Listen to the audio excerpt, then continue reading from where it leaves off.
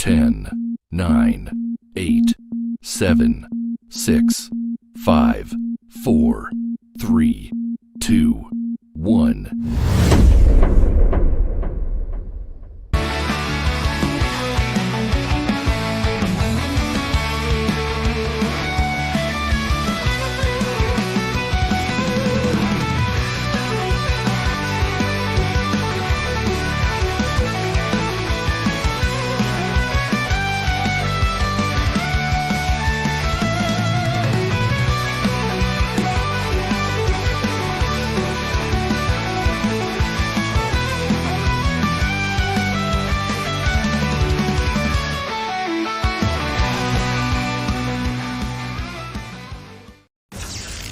On the 13th floor of a corporate tower, they created a gateway to a parallel universe.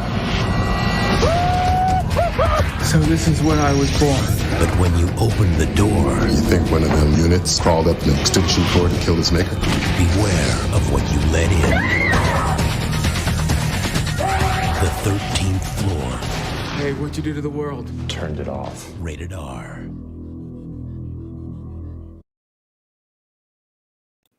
Good morning, good afternoon, good evening, and good golly, Miss Molly. Welcome back to that 70s rock fan. The channel that has successfully defeated the YouTube algorithm because they never know what to do with me. Where content is all over the place. Number one rule, they say, just do shows about the same thing every time. Should call you that 70s chaos, eh? 70s chaos, cypher chaos. Right. That's what they should call me. And as a result, today we're back to science fiction because it's one of our beloved topics, and we've had so many good streams doing that. And do you know that today is the 5th anniversary of this channel? Really?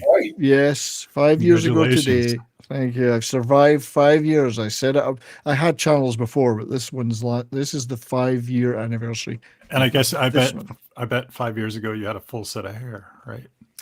No, No? 15 years ago, I didn't have a full set of hair. In fact, 25 years ago, it was pretty sketchy. Well, I was thinking the stress of the algorithm trying to figure that out, you know. Oh, I've given up. Yeah, I gave up figuring that out ages ago. And I keep saying, one of these days I'm going to stop doing all this stuff and I'll have a channel about just one thing. And I thought, nah, I'll just get bored. So, Yeah. Well, if you had to pick one thing, it would be music, I would assume. No, I would actually do Korean entertainment, Korean movies and TV. I've actually got plans for a Korean channel with materials ready to go. I just haven't pushed the button on it yet because I'm not sure I can put enough content on it yet to keep it fresh. So, but that would be my eventual go. I'd still do other people's live streams, but I would just concentrate on that. But I've got so much other stuff to do that I don't want to do that right now. Right. I still remember 5 years ago when we did the first episode on Outland. Oh yeah, that's right. That was one of the earliest ones we tackled. I think. I think the first one was like a discussion stream we were doing on philosophy or whatever, and that's how you and I met. That's right. Yeah, you And and I. then the next week, or like 2 weeks later, we did Outland, and it was off to the races from there. Yeah, it was. I wish I could. And I met you in 2024 at the Vegas get-together. That's right. All that was because that's nearly 2 years ago now. Jeez. You and Brahma were wearing your hockey jerseys. I was like, oh, hockey fans. Yeah. So in 5 years, I won't throw it up on the screen. So we're 2,420 subscribers. It keeps teetering between 19 and 20. 705,000 views, 26,000 watchers, it says here. So that's not bad. Not bad. I've got well over 1,000 videos. And the top one is a music one, a clip, which I don't even get anything for it. It's John Hyatt, Crossing Muddy Waters, a live performance acoustic performance by John Hyatt, great artist. But the second top one is the Colossus. I was going to say something Sure. finally passed the Colossus stream that blew up out of all proportion. Yeah, well, the John Hyatt one has been a steady rolling one. It's just a 3-minute music clip from Later with Jules Holland show of John Hyatt doing an But that acoustic. still confuses me to this day that of all the movies we've done, Colossus is the one that blew up. No, Nobody's even heard of the movie. I know, and yet it's like it's the topic, I think, which is fascinating. Yeah. The next biggest one is one of my new shorts that I do, 11 seconds of Jean-Claude Van Damme opening a package, which is him hitting the guy in the groin in Bloodsport. That's had 32,305 views. Because it just makes you smile every time you see it. It does.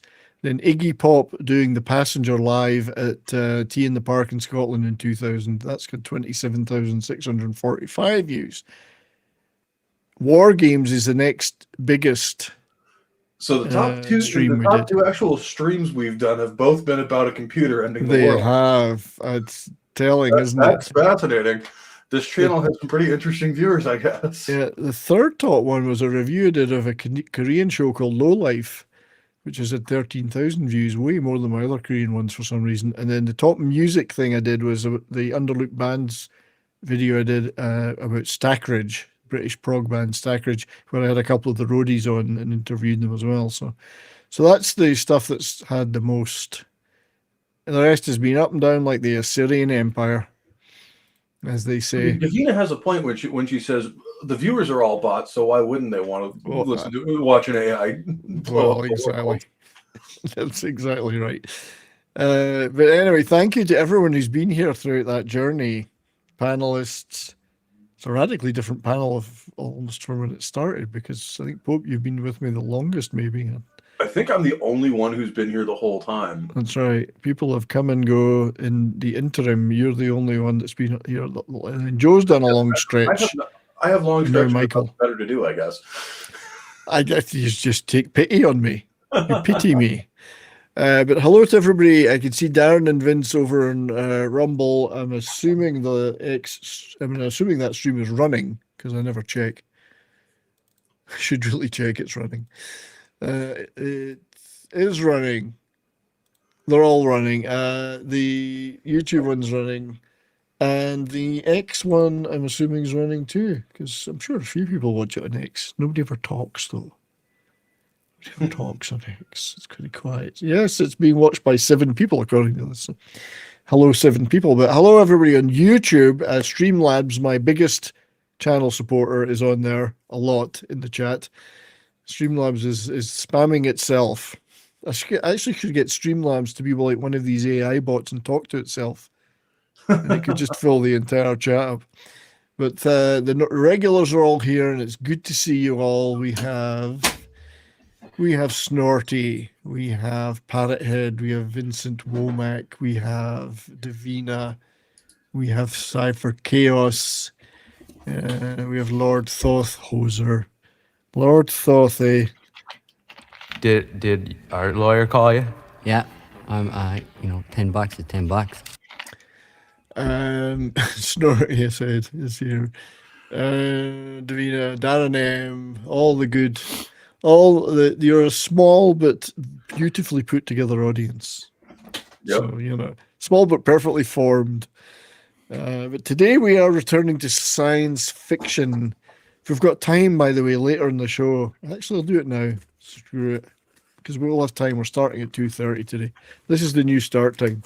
Andy Masterson has inducted me into the club that has a model made by him, our dear friend Andy Masterson. And you know what? I've shoved it so far back in the box I can't get it out again.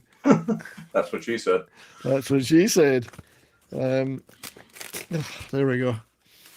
So this is what Andy made for me. First of all, the box is itself a work of art. I'll be doing a video on this, I'm sure, and showing it off in other places. I feel like I've joined a very exclusive club of those who've got Andy Masterson action figures. So this is the the figure. Oh, here you go. Yeah, and there is a hat. When does it hit Target? When does it go into Target, man? When does it go into Target? It's fully articulated, including the peanut. Oh no, there's no peanut. First thing I checked for the hat. I'll need to slightly stick the hat on, I think. So he's gone for the hockey theme, not the kilted sheep theme.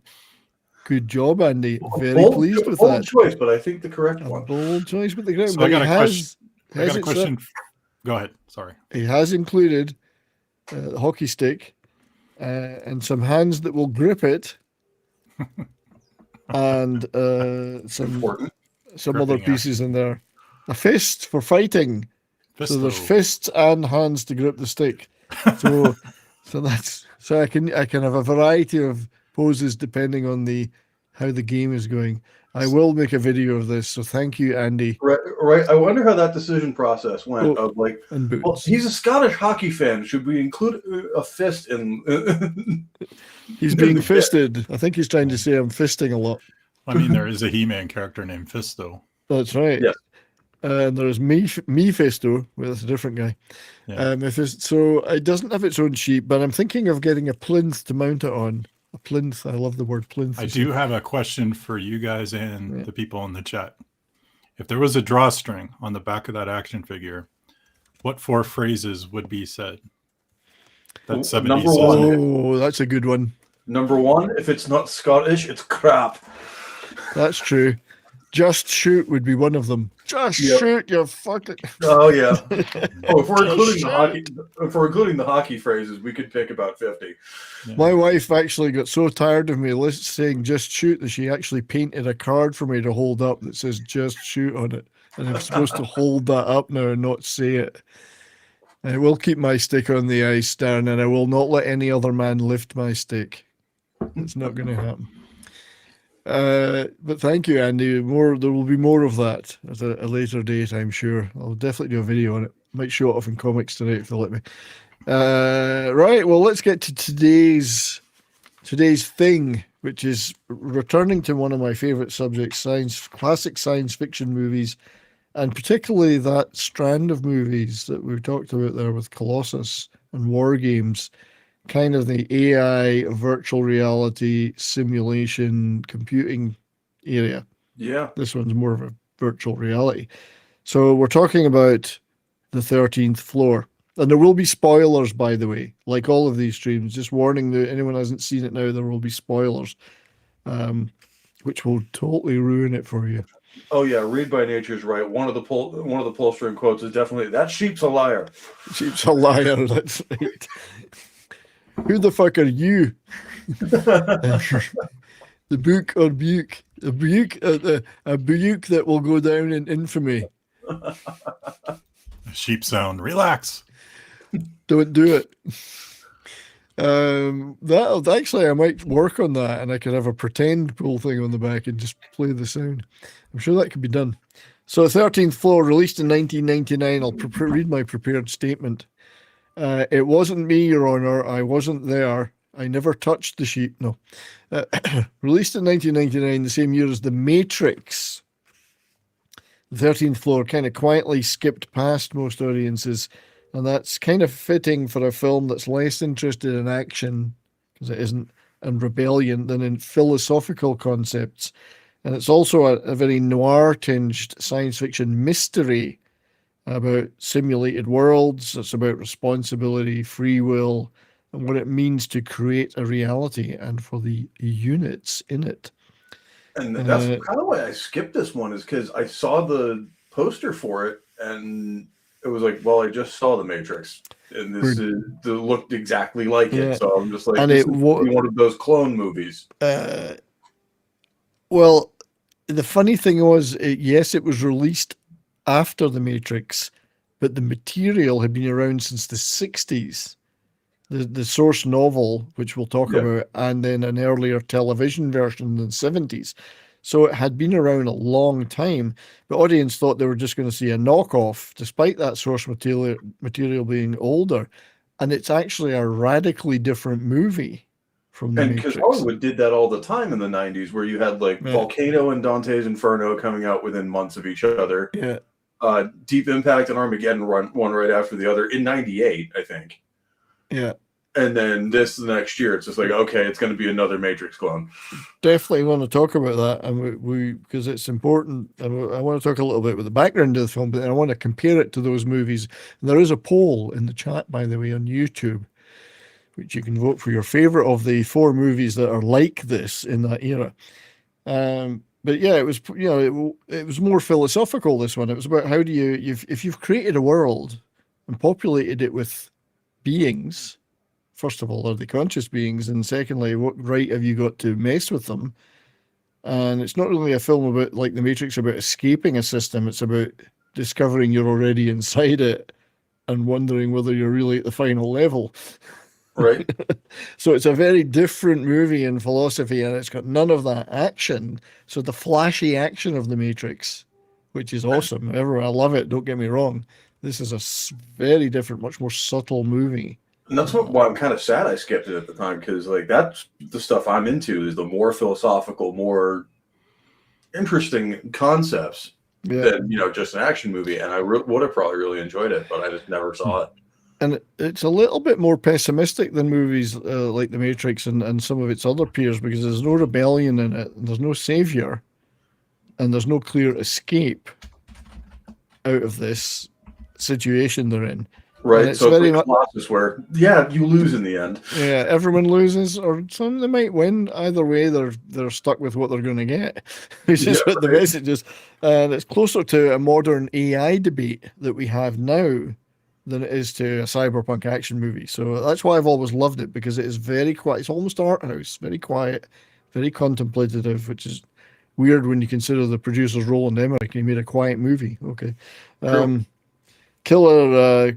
It's got a lot of killer one-liners, you could say, about it. It's like it's not afraid of the idea that there might be no final reality. How can you tell? See, the Matrix becomes very clear that there's the Matrix and there's the real world. I think. I don't think anybody ever suggested there was a world above the real world. I don't think anybody suggested that when the Wachowski brothers were sane. Yeah. Now they're questioning everything.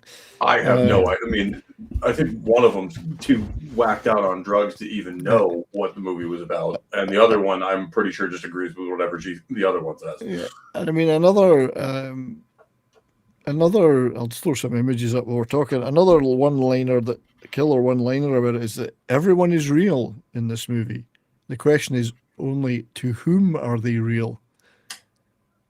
That is a great question, isn't it? If you're running simulations, yeah, they're real, but did you ever watch Rick and Morty? I've seen some of it, yeah. There's an episode where they go into this video game, and maybe you've seen it, Metallicus. It's called The Life of Roy. So basically, I've seen that one, yeah. You put on a headset and you live somebody else's life. Yes. And the goal is to make it through, but from your point of view, you live their whole life. And then when the game is over, your perception, 70 years have passed, but in the video game, arcade, it's only been a couple minutes.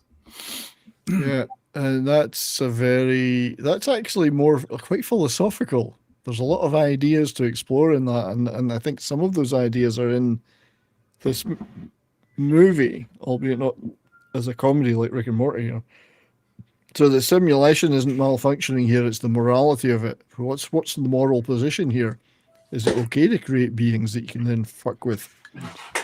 And there's no comfort in this film. That's not to say there's not warmth in it in places, but there's no comfort. There's no easy resolution to these philosophical, because in real life there wouldn't be either. I mean, are we in a simulation right now? That's a whole show's worth of material right there. And I know it's not exactly connected, but I think that's what made the original Tron genius. Because these programs were real entities. Yes, and there's a lot of that concept here too. I'm glad you mentioned that. And movies like this also bring up the concept of, okay, well, if you created a reality and all the beings in it, well, how you treat them is how you expect God to treat you, if you believe, because that's what happened here. Also, the concept of God. Strictly speaking, could God be the guy that creates your virtual reality that you're being created in? I like what Scribe Light says, because that episode of TNG is one of my favorite ones. Oh, yeah. That's one of my favorites. Strange Days is a great movie, too. If we are in that level of reality and we're created by quote-unquote, our God, Is that why he's always depicted as a fat neck, as like a big neck beard in the sky? That's right. He looks like you, Pope. Yeah, he's just a Unix programmer. Oh, bullshit. He looks like Morgan Freeman. He's like Morgan Freeman. Dog God looks like Morgan Freeman. He used to look like George Burns, but he changed. Oh God. There was oh God, exactly. To me, the canon image is the one from Monty Python. Yeah. Well, that's right. Get on with it. Let's stop groveling. And then you got the four horsemen with the young ones playing Scrabble or whatever. The four horsemen. Get on with it. Yes, get on with it. Get on with it. That God. It's funny that Graham Chapman voiced that and Arthur. So, but anyway, so let's just talk a little bit. We're going to dive into a lot of these issues, I can assure you. Let's talk a little bit about just some of the background to the movie and the stats. I always like to do that. So 13th Floor, released in the USA, May 28th, 1999. Can you believe that we were all sitting once in 1999 thinking, oh my God, it's going to be 2000 soon. That's like the future. It's incredible. And it's like 26 years ago, 27 years ago. It was a co-US German production by Centropolis Entertainment, which is Roland Emmerich's company. I mean, his sister, actually, Ute. Budget 16 million, not bad, but only grossed worldwide 18.5 million. So, alas, bit of a flop, I guess. It probably made up some money on physical media and cable and the like. And it's set in 3 time periods. There's the present of the movie, which is 1999. The past is 1937. And the bit that always fascinates me, the future is 2024. Man, So 1999, trying to run. Go ahead. I really hate that trope of movies that were set in the quote unquote the distant far future, being like in the past now. Yeah. Like Back to the Future being in 2015. Man, 1999. I was like trying to run from my destruction. I didn't even care. Yeah. Vince has got the DVD. I've got it as well. Oh, I've had it for. I can't see it right now, but I do have it. Hang on. So I've got the old DVD of it. It's been around for a while. I've had it for years.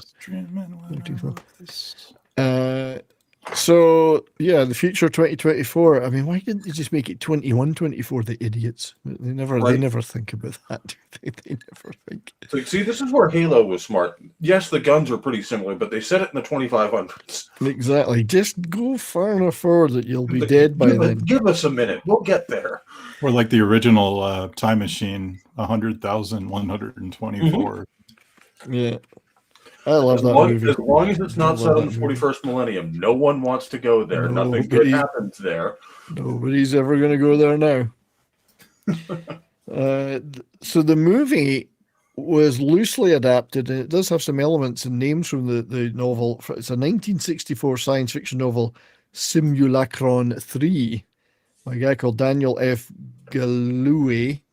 Now, I've seen a lot of his books, but weirdly enough, I don't recall ever reading them, which is weird because when I was younger, I avidly read every science fiction book I could get my hands on, and I do mean hundreds, if not thousands. I do not recall reading this book or any of his books, which is bizarre.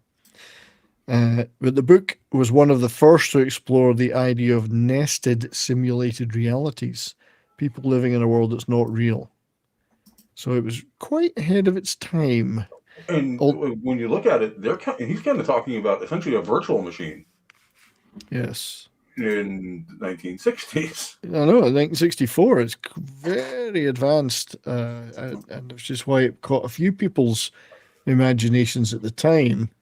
There's another version of the cover. Now, I think the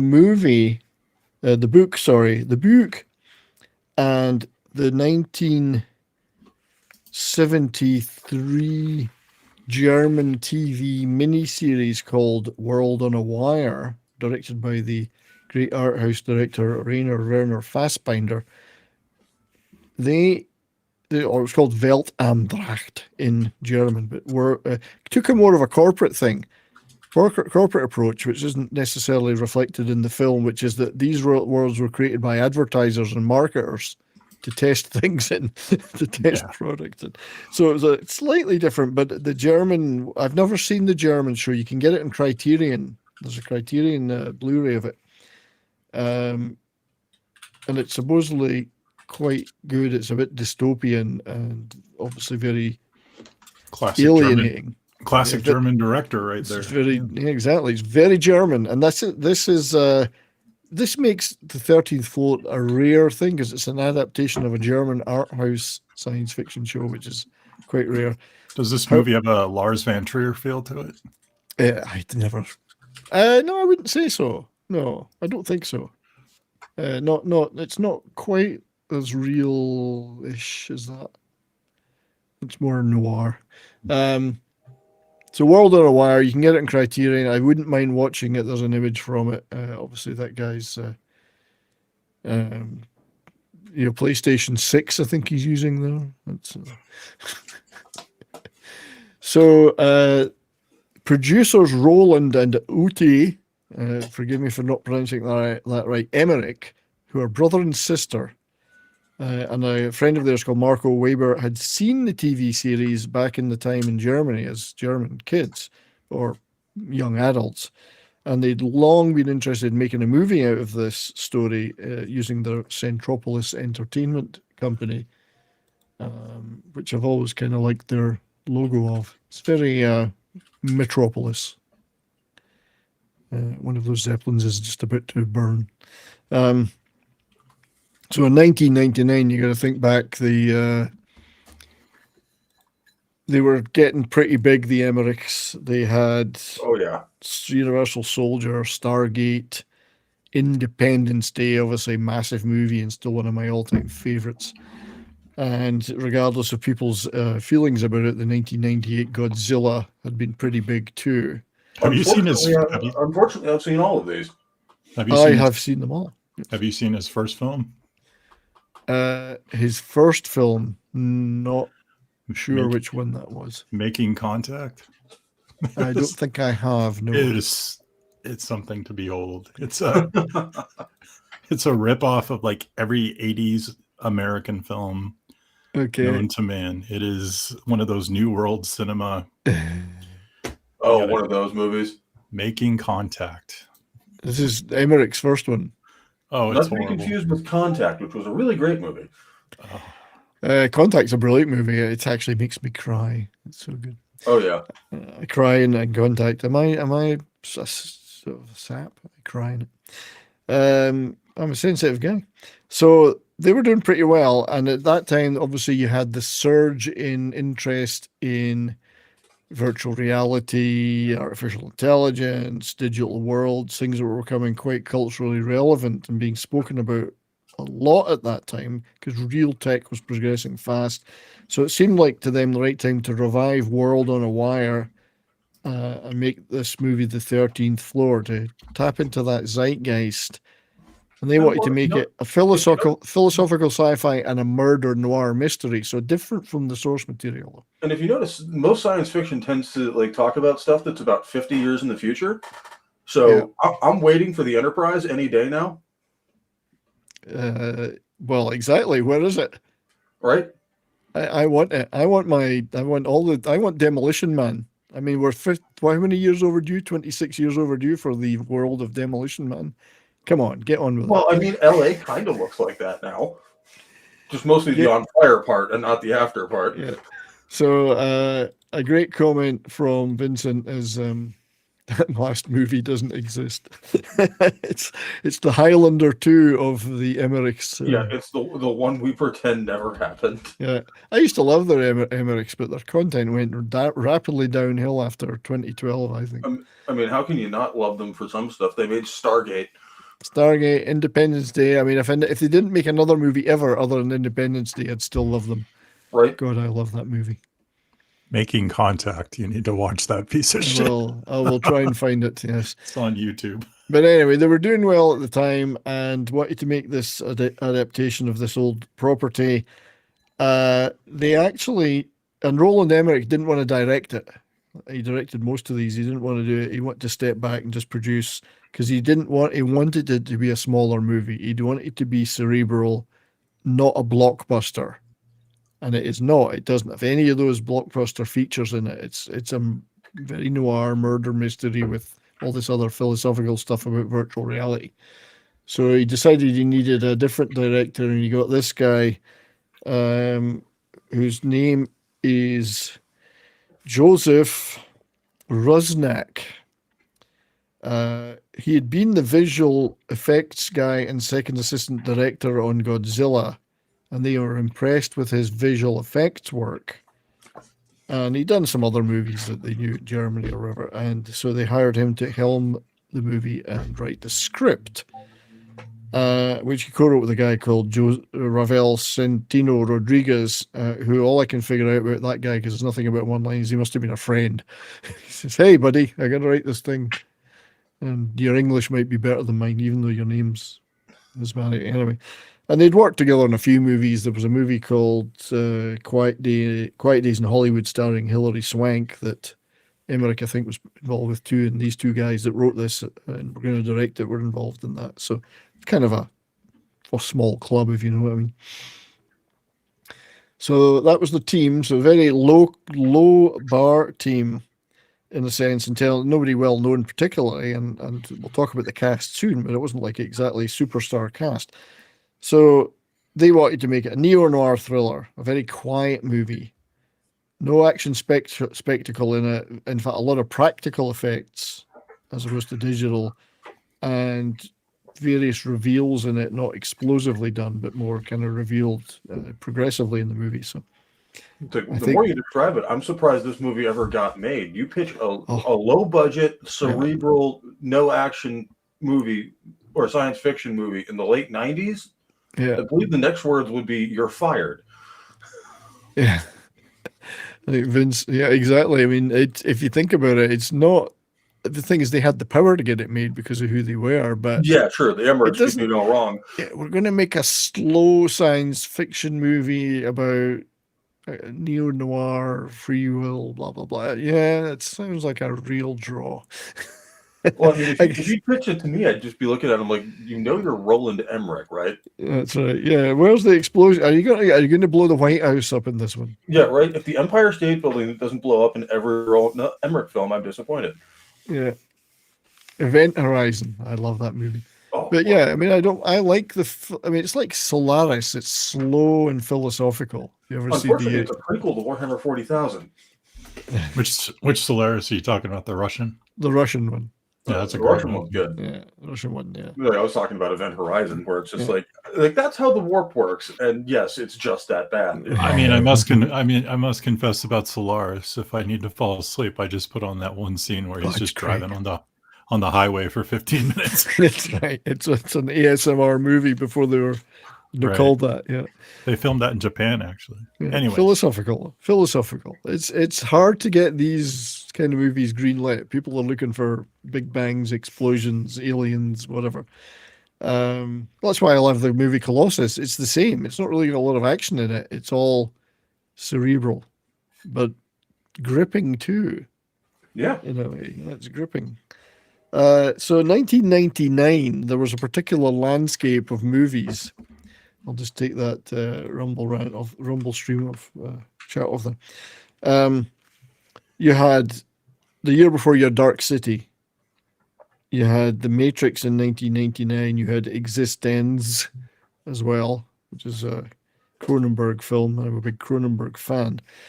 So there was a lot of stuff going on in that period, all quite different movies as well. And it didn't. So this movie didn't make as much of an impact, which is a shame. But hey, it happens. And as you say, everyone thought, "Oh, this looks like a Matrix knockoff." It wasn't really intended to be that. It was intended to be a very different movie.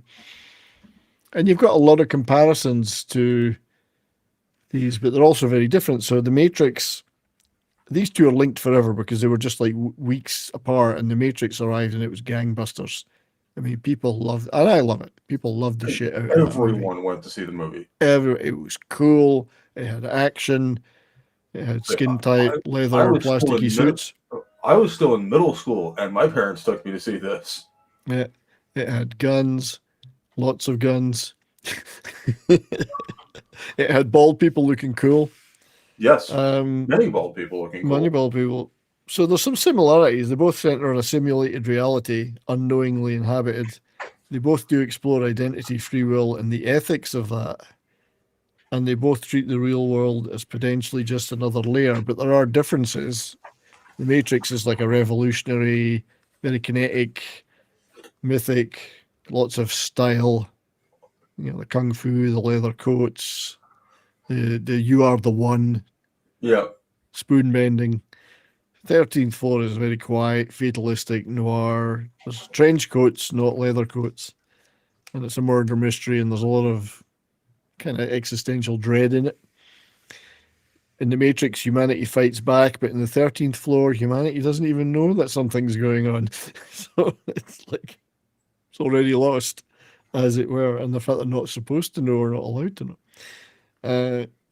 So if the Matrix is about waking up, the 13th Floor is about realizing that waking up doesn't make any difference. So it may not matter. So there was big difference between them. I can see why people would go for the Matrix. So because it's the action. I mean, I love the shit out of that. I came out of that cinema going, what the fuck was that? I'm going back to see that again. Nobody does that now. You don't go back to see a movie again. Really? Well, none of them have been worth it. Yeah. Dark City, of course, another one of my all-time favorite movies. I love Dark City. Great one. This one's even got Jennifer Connelly in it. Oh yeah, great cast, absolutely great cast in this. I read a review. It said these two movies feel like cousins who shop at the same trench coat store. Which is quite funny, I think. Hang on, I got to get my notes sorted out. I got so many notes. So they do share some DNA. It's heavy film. They're both film noir, that dark film noir feeling. Cities that don't feel quite right. They feel like there's something not right about this city. Characters are grappling with manufactured stuff, but they're very different in other ways because Dark City is gothic and it's a dreamlike state. 13th Floor is much more grounded. It looks like the real world, generally.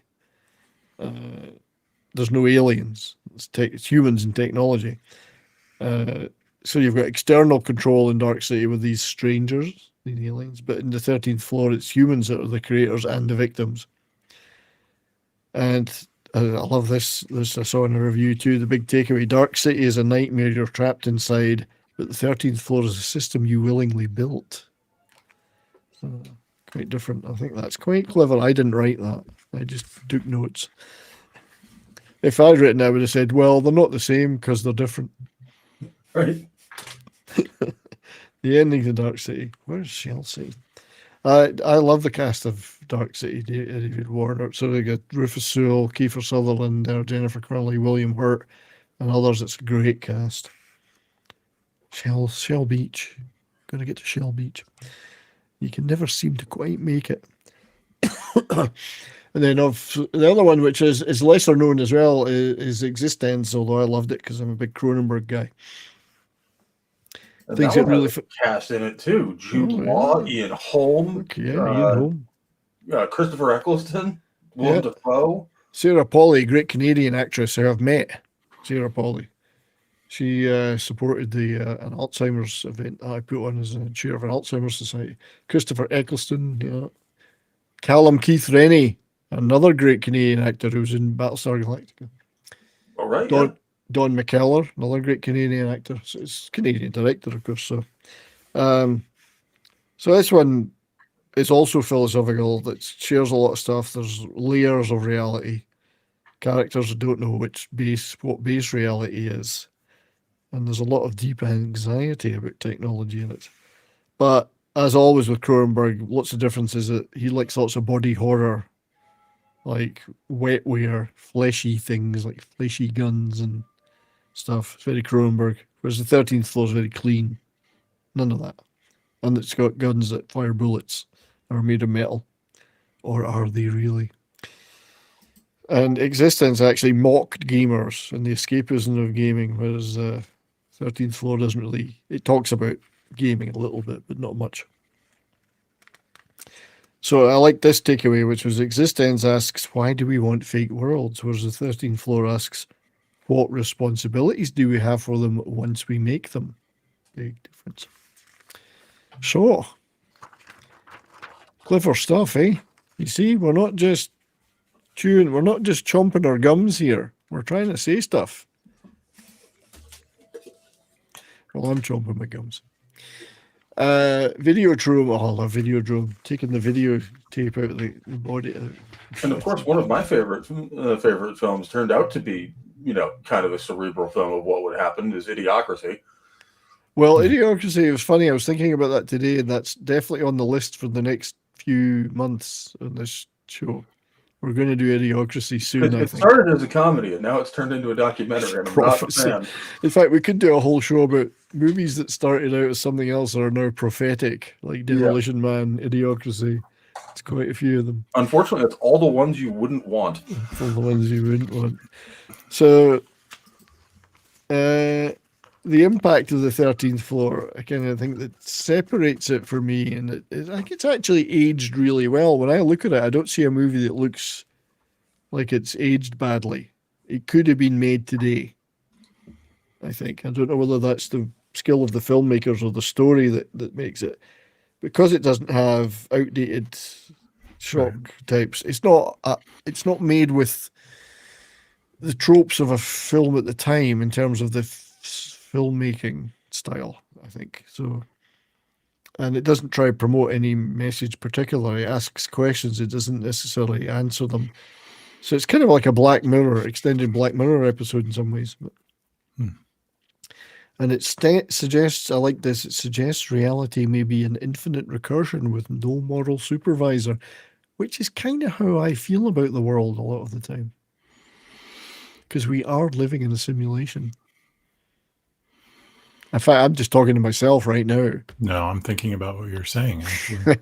No, you think you're thinking it. You just responded. You're just a simulation responding to me. What am I, an NPC? I'm just like here along for the ride. But I do think about scanners will make your head explode. It does literally make your head explode.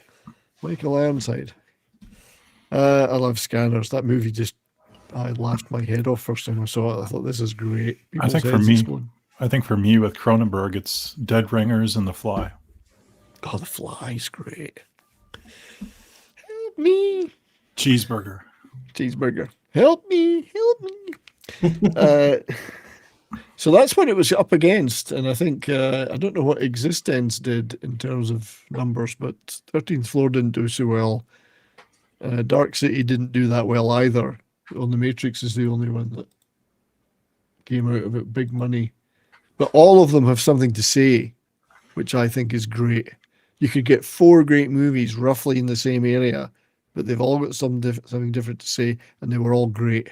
And that was the thing with action movies in the 90s. A lot of them had pretty high ideas. It was just they were being told in a very easily digestible way. Yeah, I mean, would you get 4 movies like that in the space of less than a year now that had all about roughly the same thing, that all had something important to say and did it well? I'm not sure we would. Well, not in America anyway. Maybe in Europe or somewhere, but maybe in Asia. So let's chat a little bit about the cast. And the casting wasn't full of well-known people. Particularly to the star was Craig Bierko, who plays 3 characters in the movie. He plays Douglas Hall, who's the 1999 computer guy. He also plays... Oops, sorry, I skipped ahead. I don't know what happened to my John Ferguson picture. Okay, it's not there. He also plays John Ferguson in 1937, who's a bank clerk. And he plays, albeit he looks like this, the 2024 guy called David. So he's playing 3 guys. Now, Bierko was cast specifically because he wasn't a traditional action lead.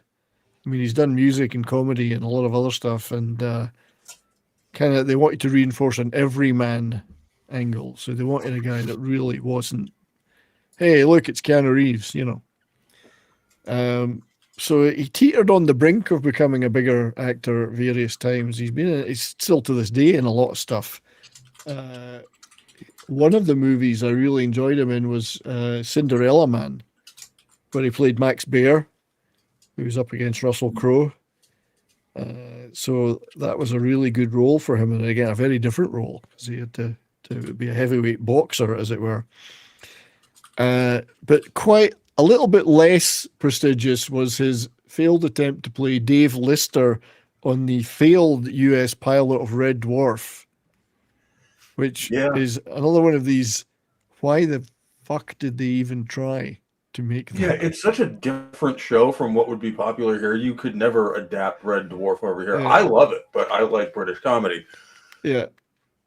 Like your average American's going to take one look at that and just go, what am I watching? But basically, they took the British version and dumbed it down and watered it down, and it just wasn't worth it. That Robert Llewellyn actually is playing Crichton, though, so that's the only actor that was in both. But apparently, it was a complete disaster. It was awful. I've never seen it. If anybody's ever seen it, yeah, that's why he was cast as Dave Lister in Red Dwarf, because he's everyman. I'm sorry. Dave was meant to be everyman, like an everyman. So that was unfortunately for him, not a good idea. And to make matters worse, he actually turned down at one point the role of Chandler in Friends. Oh. To make, he turned it down, which is ironic because he's actually really good friends with David Schwimmer, and in fact, I think he's pretty good friends with Matthew Perry, who took the role in the end. So I mean, he would have been set for life then, but of course. But anyway, a nice try, but why did they always feel they have to remake the British original? There's nothing wrong with the British original. It's great. Okay, the accents might struggle with it. Sense of humor is different. Sense of humor. There's a lot of American people like British humor. Oh, yeah. I'm just saying most Americans prefer the Friends type. Do you want some hot buttered toast? That's a Red Dwarf, isn't it? So also in the movie was Armin Mueller-Stahl, who also plays three characters. He plays scientist Hannon Fuller in 1999. He plays Grierson in 1937, and he plays in 2024 Gretchen Mall's character Jane's father, who I don't think I have a picture of because he's only in it for like 3 seconds. Interesting casting choice because he often played authority figures and moral anchors, and here he starts that way but rapidly to become something else, particularly with what he was using the simulation to do. So he was living it up. Very, very interesting guy in real life. German actor who grew up in and began working in East Germany, Soviet East Germany, till he moved to the West in 1980. He, whilst in East Germany, played this. He was in this show called The Invisible Visor, where he played the communist version of James Bond. As a counter to Bond movies, he played the East German Stasi Bond character. So pretty important. It's pretty impressive. So I quite like that. He also worked with Werner Fassbinder twice, although he wasn't in that TV show that became the 13th Floor. And he also did a lot of stuff with Art House guys such as Jim Jarmusch and Steven Soderbergh. He was in America. Does anyone remember watching this? The Soviets controlled the US. Is that the one where they blow up the house in the beginning? It might be. I've seen it once. I remember it was on at the time. If anyone's ever seen it, he played the Soviet general in charge of America in it. In a 1987 TV show. I'd be fascinated to know if anybody has seen this. I saw it when it was on at the time. And he's been in Shine, X-Files, West Wing, and a bunch of other stuff. And he was brilliant in one of my favorite movies, Eastern Promises. where he plays the villain rather menacingly. He's great.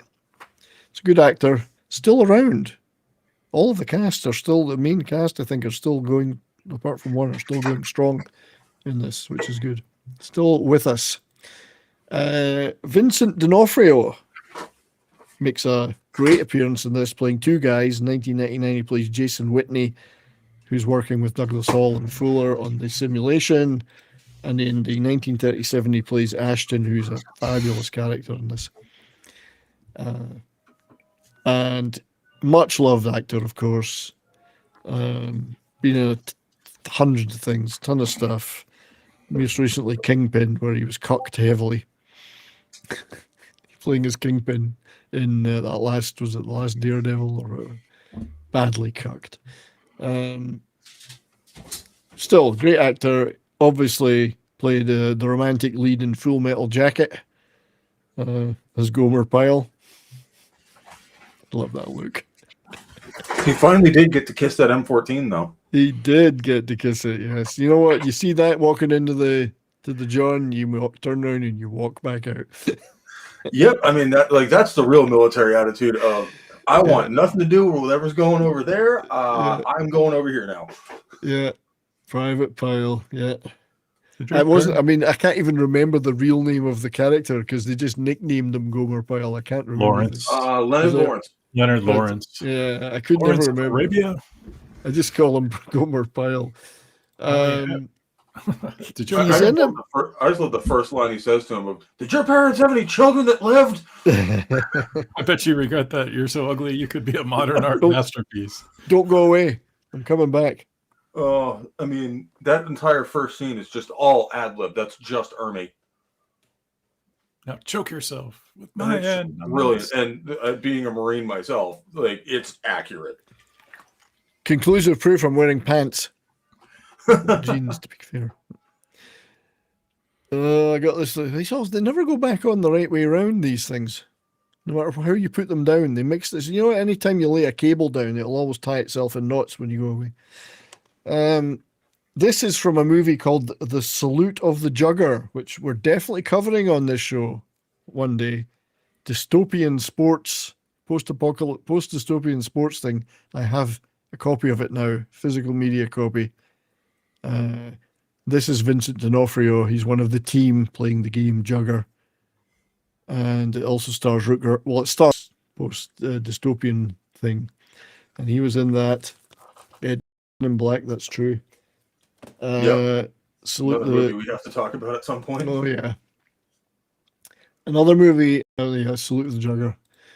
Another movie I'd highly recommend for a brilliant performance by Vincent D'Onofrio is Howard and his romance with Renée Zellweger and his ultimate doomed And if you haven't seen the early seasons of Daredevil on Netflix, he is an amazing Kingpin. Yes, in the early seasons. The early seasons. Stay away from that last one. Yeah. But this, actually, bizarrely enough, The Whole Wide World may be my favorite performance of his of all time. He's really good as Robert E. Howard. He was brilliant in Ed Wood. He played Orson Welles. Oh, that's right. I love Ed Wood. That's a great movie. How do you get any actor to play Orson Welles? I mean, that voice is just iconic. Well, John, you've tried it. John Candy did a great job in SCTV. Well, he did. In SCTV, yeah, he did it great. So the female lead is Gretchen Mol, who I very like a lot. I like her a lot. She's got two characters as well. 1999, grocery clerk Natasha Molinaro, sometimes grocery clerk Natasha Molinaro, and in 2024, Jane Fuller. So she's got a couple of roles too. And she, I think there's a picture of it. Well, this is her as Fuller, Jane Fuller, supposed daughter of Ermin Mueller-Stahl's character.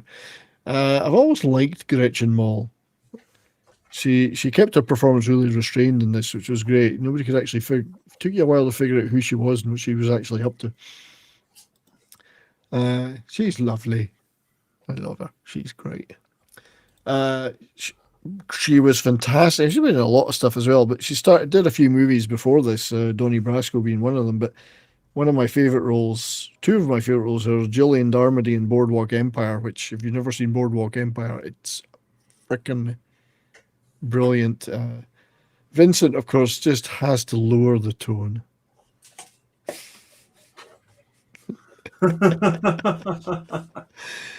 I would too. So yeah, if you've never seen Boardwalk Empire, watch that show. It's fucking brilliant. And then she played the titular, joke intended, Betty Page in the notorious Betty Page biopic. Hell even yeah. Even though she's not quite as pulchritudinous as Betty, she played the part extremely well. And there's lots of nice shots in that movie. Little known fact, Betty Page was actually the inspiration for Jenny in Dave Stevens' original Rocketeer comic. Oh, yeah. Yeah. No, I can believe that. Yeah. So, great film, The Notorious Betty Page, if you've never seen it. It's, I mean, I'm a big Betty Page fan, as it were. She was an interesting woman. Lovely woman. Interesting woman. Also in this is Dennis Haysbert. Sorry, I keep saying Haysbert. Detective Larry McBain. He's done many great parts, but two of them will always be beloved. One is obviously Major League. Serrano. Dude. I do it for me. Jabu. It's very bad idea. You steal Jobu's rum. And then at the end of the movie, he's like, fuck Jabu. And he hits a home run. I do it myself. And then the other role that you'll always be remembered for is the President David Palmer in 24. Go ahead. Just one of the best roles he's had, and a similar one as Snake Doc in The Unit. Oh yeah, right. I remember that too. Yeah, but Gretchen got my pants stretching. Oh, you wag! You've managed to go lower than ours. You went, hello, can you go? I mean, it's a low bar to clear, but you got there. That's right. You limboed right under that bar, and it was on the ground. The thing that always impressed me about David Palmer was that he continually sent Jack Bauer to invade foreign embassies and told them that they couldn't support him and they would have complete deniability. Which foreign embassy are we going into in this season? Right. He met an untimely end, which was a shame. He was it shows you how far 20 years has come. Now we just skip the middleman and just go into their capital and invade and steal their president. Point a weird-shaped gun at them and then melt them. Yeah, right. This is David Palmer is the president everybody wanted instead of the ones we'd had. Great. It was a fantastic role. Now, I'm not going to cover all the rest of the cast, other than two appearances which I found interesting. Same person. It's hard to believe, isn't it? It's funny, actually. I wish David Palmer at one point had said, "I do it my way." Right. This is Alison Lohman, who's been in quite a few movies since this. She had a very good. She was in Big Fish, Matchstick Men, Drag Me to Hell. That's a good movie. So Alison Lohman has a small part in this. She's not bad, She's all right. That's in Big Fish, which is not a bad movie. So she had a bit of a career after. And then the other one that I didn't know this until I didn't realize until I was doing the show this week. I never even looked at this band leader. This is Johnny Crawford, who is the band leader alongside Megan Ivey, who's a great singer. This is his actual dance band. Johnny Crawford was an actor for a long, long time, but he got his start in a show called The Rifleman with Chuck Connors, the other Chuck. Ah, yes. The other Chuck you never The other Chuck. And he was a teen idol for a long time. And this, my good lady wife was very into him when she was a little girl. She idolized him. She even had this album. This is her album, because he had a few hit singles. The Captivating Johnny Crawford. Look at that. In The Rifleman. I didn't know Johnny Crawford was the band leader in this movie. In his later career, he retired from acting and went back to music because he'd always done both, and just formed a big dance band and went. And he had quite a few hits. He won awards and all sorts for his dance band work. So he's unfortunately the only star of this that I've mentioned that's no longer with us. But there he is. Former teen idol Johnny Crawford makes an appearance in this movie. So good for him. Is there any Chuck Connors jokes? I know we've got Chuck Norris jokes. I think everyone was too afraid. Even Chuck Norris was afraid to make Chuck Connors. Well, at least you're going to see Chuck Norris coming. Yeah. Chuck Connors will nail you from 400 yards with a Winchester. I do like Vincent's comment here, which is the kind of political comment I like. The US did Maduro dirty when they decided to bring his wife too. Right. He was busy thinking, I'm going to get away with it. Oh, fuck, she's here. And she's getting, she was sitting there the entire helo ride home going, this is all your fault. Yeah. That's right. So yes, Johnny Crawford, R.I.P. One of my wife's idols when she was a little girl. So the music, which I actually really like the music of this movie. I don't have a physical copy of the soundtrack, unfortunately. I've got a digital one, but it's by Harold Kloster, who's an Austrian composer, frequent collaborator with Roland Emmerich, and also did other movies outside of his movies, like RFK was his score. Excuse me, his score. And Alien v Predator was one of his. Not that the movie's any good. But he also co-wrote the screenplay for many later Roland Emmerich movies, so not just a writer. And he's very fond of the Vienna Boys Choir, apparently. Well, according to this, the clergy work in Hollywood. So that's the background to the movie. I always love to go over. That's the stuff I enjoy best, is going over the actors and some of the other crap they did. Other good things they did in their career. So let's do what we now normally do. And don't forget to vote in the poll on YouTube. We have 20 votes. 20 people have been watching this show. Thank you, everybody. Really appreciate that, because it's not like everybody's heard of this movie, and it's kind of, I think you're just here for my charm and charisma, obviously, but at the moment, Dark City is in the lead with The Matrix. Really? Dark City is in the lead with 62%, The Matrix 29%, and the 13th Floor and Existence have what I can assume is one vote each with 5%. Dark City is a great movie. There's no doubting that. So back to the matter in hand. Let's throw up the let's cut that down. Throw up the slides of the movie and get into the detail. I may do a lot of talking here. I think, therefore, I am. Rainy day fart was a drunken. Rainy day cart was a drunken fart. I drink, therefore I am. So this was primarily filmed in Los Angeles, where all the real world segments were shot, and some of the 1937 segments. And as I said earlier, a lot of practical effects with some digital effects, state of the art at the time, to show the jumps between realities. And it starts in that 1937 world, because you don't know that when you start the movie. You don't know that this is maybe not a real world. As I say, there's going to be a lot of spoilers in this. And you're immediately introduced to Fuller and Ashton. Fuller, for some strange reason, trusts Ashton. Sucker. Who trusts a barmaid? Barman. Could be a barmaid these days. What I liked about the way they filmed this, and we'll see it as it goes on, is that the two worlds, well, three really, they had very different tones they were filmed in. So this one's filmed a very warm tone. The 1999 stuff is much colder, and that's gives you something to differentiate them between. And I like that both this and The Matrix do that, where they use different filters and different tones in the cinematography to tell you when you're in the different parts of the movie, because otherwise it would be confusing as hell. I'm just going to mute Michael because he's typing something.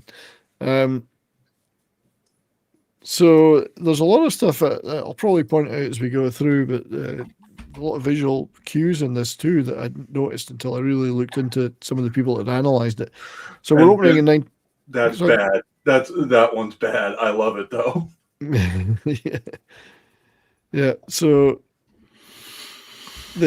he's, as we can see, 1937 isn't real, and he wakes up in the lab that he's created on the 13th floor. And the reason they picked the title the 13th floor is lots of buildings don't have a 13th floor, so it's a way we're avoiding the real world.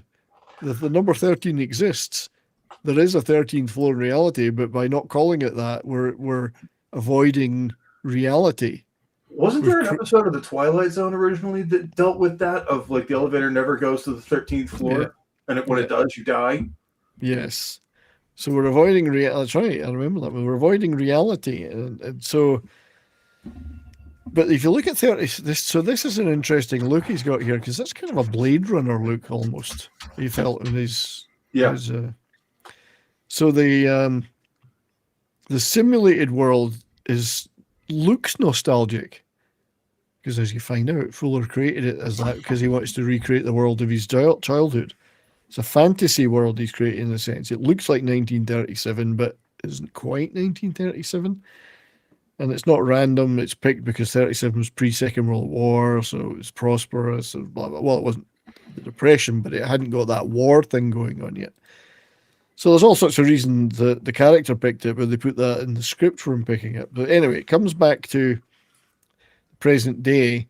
Fuller went to that bar and then got brutally murdered by someone unknown. And now we see Douglas Hall waking up in his Blade Runner-ish apartment, finding blood and bloody clothes. And he's being phoned by the detective. And I didn't really think about it when I was watching it first time. I was expecting, well, okay, someone's trying to set him up for some reason. No, that's a clue. It's a clue to the ultimate conclusion of everything. Sometimes the killer is exactly who you think. Is exactly who it appears to be, yes. Or is it really him? You know. So is she dead? Sorry, hang on, the doggy's here. Ivy, what's this? Let's say hello. Say hello, Ivy. What's this? Here she comes. What's this? Oh, you get the paw up. Oh, you good girl. Will you come up here? Come and say hello to everybody. Come on, Ivy. She says, no, I want more food. I want more treats. I'm not performing. I need food.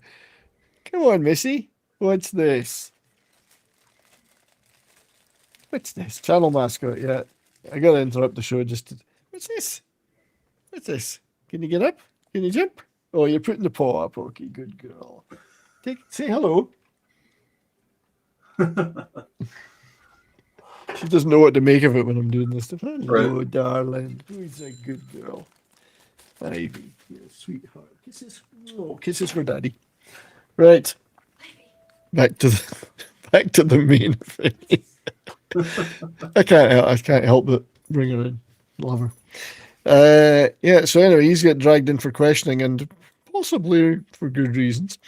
Although he remembers nothing, of course. I know nothing. So a lot of deception, a lot of identity issues, and so on. And there's his dead partner, computer scientist Fuller, who was stabbed in an alleyway coming out of that bar. The barman was watching him, though, so it's carved up like a ham. I don't know, I tend to slice my ham like this, so he wasn't really carved up like a ham.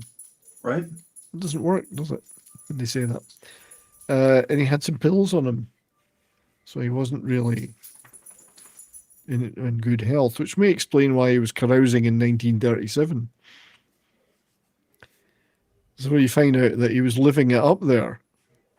He was going down there partying, which I find interesting. So he didn't make any. The simulation isn't really glitchy either. We know it tells you that 37 is a simulation right out the gate, so there's no mystery there. It's not very glitchy, and it's really well built. Look at it; looks real. Everything looks great in it. The fake world actually feels better than the real world. strangely enough, which was a concept that they had in the book, apparently. If it didn't feel better than reality, nobody would want to go into it. Yep. Because who wants to live a simulation that's reality? We're already living in that. It's shit. So anyway, whilst he's being questioned, he meets Gretchen Mol, who says she's Fuller's daughter, and he said, "I didn't know he had a daughter, and I've known him for years." Which is another clue. Anyway, she turns up saying, "I'm Jane Fuller, I'm his daughter, and this is what you want to do with the company." And Vincent D'Onofrio's the third guy there. He's obviously doing a lot of the main, whatever it is they do in movies, they type stuff and things come up on the screen. Have you ever noticed that? They all type. I'm a hacker, and they type, and rows of things flow up on the screen. It's funny when I try to write code, it's mostly just clicking on things and then swearing a lot.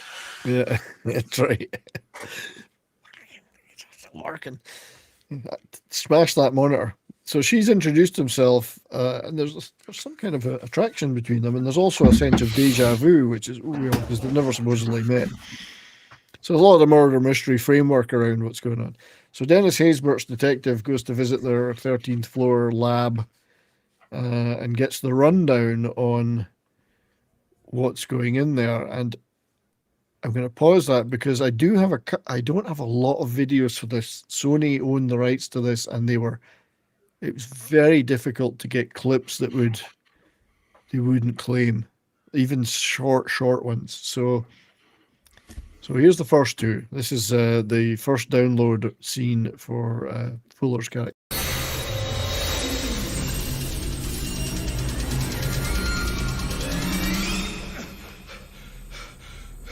Download complete. So that's him coming back to the present day from 1937. And then Haysbert's detective has a very interesting conversation with Vincent D'Onofrio's character about they've created this world and about who's populating it. Electronic simulated characters. They populate the system. They think, they work, they eat. They fuck. Yes. And so he's basically, there was more to it than that, and I couldn't show any longer, but he basically outlines the whole philosophy of the virtual world they've created in there. So the detective now knows this can be done and what it would look like and what it is capable of doing, which becomes important later.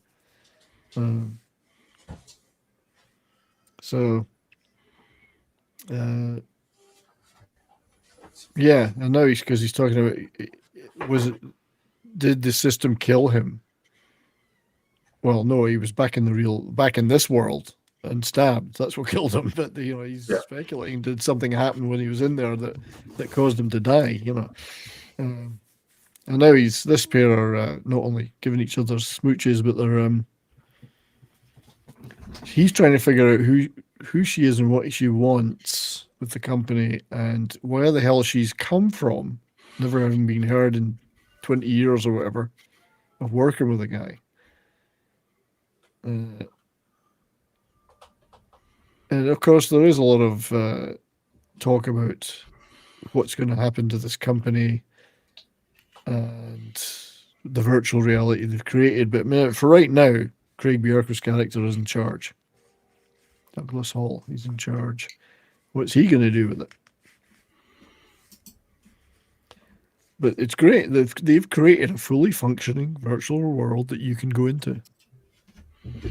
Pretty groundbreaking stuff. Not everybody knows that's what it is. This detective knows now. But everything points to, so because he got a call from Fuller. They've got the record of that call. He says, I don't remember him calling me. This is all a clue as to something. He's thinking, that's weird. How doesn't he remember any of that? How doesn't he know about the bloody shirt? And so on. I didn't think about it that way at the time, but looking back at it, you go, okay. there's things being telegraphed here. Yeah, this is one of those movies where once you've seen it, you know what's going on. Yeah, But at the time, they do a good job of hiding it. Yeah, they did. It was like all of a sudden you're thinking, well, this is the lead guy. He can't be the killer. He's got to be the good guy. And in his Douglas Fuller persona, he is the good guy. Douglas Hall persona. Sorry. But in order to figure out what's going on, he gets the phone message from them saying, I left a letter for you in 1937. You got to go in that world. You got to go find it. I found something out. I wrote it in this letter and I gave it to somebody to give it to you. The trouble is he picked the most untrustworthy guy he could to give it to him, which was the barman, who immediately read the letter. Of course. Yeah, he read the letter, which was hard to see in this, but he read the letter. And this is why back in the medieval period, messengers couldn't read by design. That's right, yeah. So he immediately read Fuller's letter and went, oh shit, because Fuller outlined some stuff in there that he'd found out, and he's in this simulation, and he found something out. So Hall's going to have to go in there and find out what he was doing in there, and who did he leave the letter to. And in order to do that, he picks this guy who's a bank clerk, John Ferguson. So just another user, everyman NPC in there. Of course, as we find out, they're not really NPCs because, as Vincent D'Onofrio said, they eat, they live, they work. They're not aware of the fact they're NPCs. Which I find is a very interesting concept. They don't know they're in a program. They don't know they're a program. They don't know they're an NPC. They believe, because they've been programmed to believe, that they are real people living real lives, just as we believe we are real people living real lives. Fair. Yeah, it's fair, yeah. This is where he finds out John Art Ferguson is extremely well endowed when he goes for a piss. Because you could do anything, program these guys to be anything you want. That would suck. It was like luck of the draw. And finds out Ferguson's gay. And how much he's entered this guy's body. I'll see the tone that they've used for this. It's quite interesting. But he's entered this guy's NPC body and mind. Part of the thing going forward is how much do they remember of that experience when he goes back up to the real world? Yeah. It turns out they're not completely disconnected from that. They do remember things. It's like a dream for them. So, because they're not just NPCs, they actually have got a life, It's fabulously done, It's very slow, but very well written. The ideas are built into the script that make you think a little bit. So he visits, and this investigation of the murder thing, it brings out a lot of the clues as to what's really going on. So he visits Grierson, who's the body that Fuller's been inhabiting every time he goes into 37. I like this conversation. He's talking about, we got a book about microchips. It was done in the 70s. The 1870s. I do not recall that book. He's, he's messing with the guy, really. And this guy's got no knowledge of. He looks the same. They programmed him to look the same, of course. So.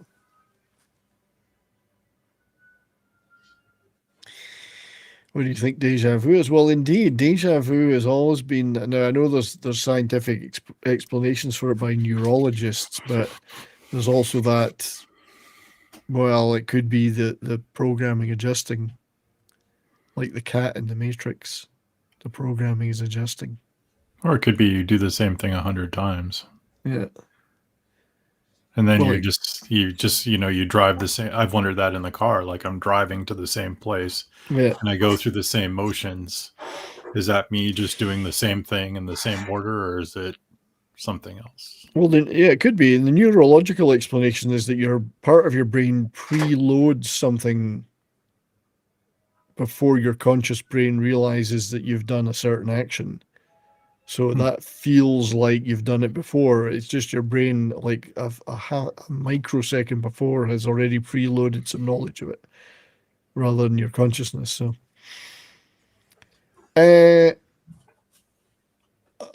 we did Death Race 2000, Tim. We did a stream on Death Race 2000. I didn't do Death Sport. We talked about it, but I've done Death Race 2000 way back. Check it out. It was a good stream. Loved it. So he's in the right place for. He's in. It looked like the Beverly, Wilshire building, something like that. So he finds the barman, who now, of course, he read the letter and he knows stuff that's been going on. So he's on guard about people asking anything to do with Fuller, and he smells bullshit coming from this guy right away, because he knows that the secret, he knows that this guy could be from somewhere else. Yeah. So he plays hard to get, mainly because he's pissed off.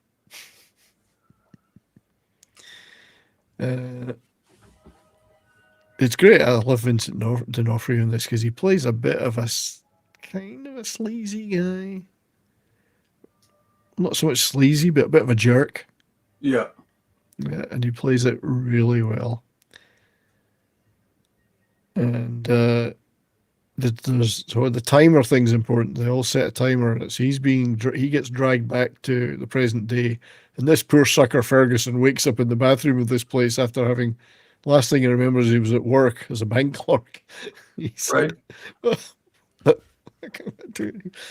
love the conversation he has with the barman. Is, I've got a question. Can you tell me where I am? You know.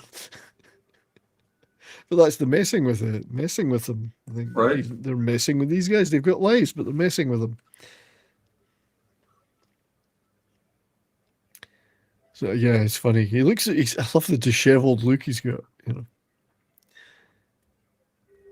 So I think that's the first time Hall had been in the simulation. Only Fuller, the older guy, had ever been into it. Neither of the two other guys had been in. And he's like, "Can you tell me where I am?" And to a bartender, that's like, look, you haven't had that many, bud. I know. I gave you one drink. My bartender's got a better. His alter ego's got a better haircut. Doesn't look like a hippie. Yeah. But actually, he mentions colorization because it's a different color palette in the 1937, and this is where you find it that the father figure, the old stately sign, having sex with the young girls at this club, and then don't know where I got them from. You know.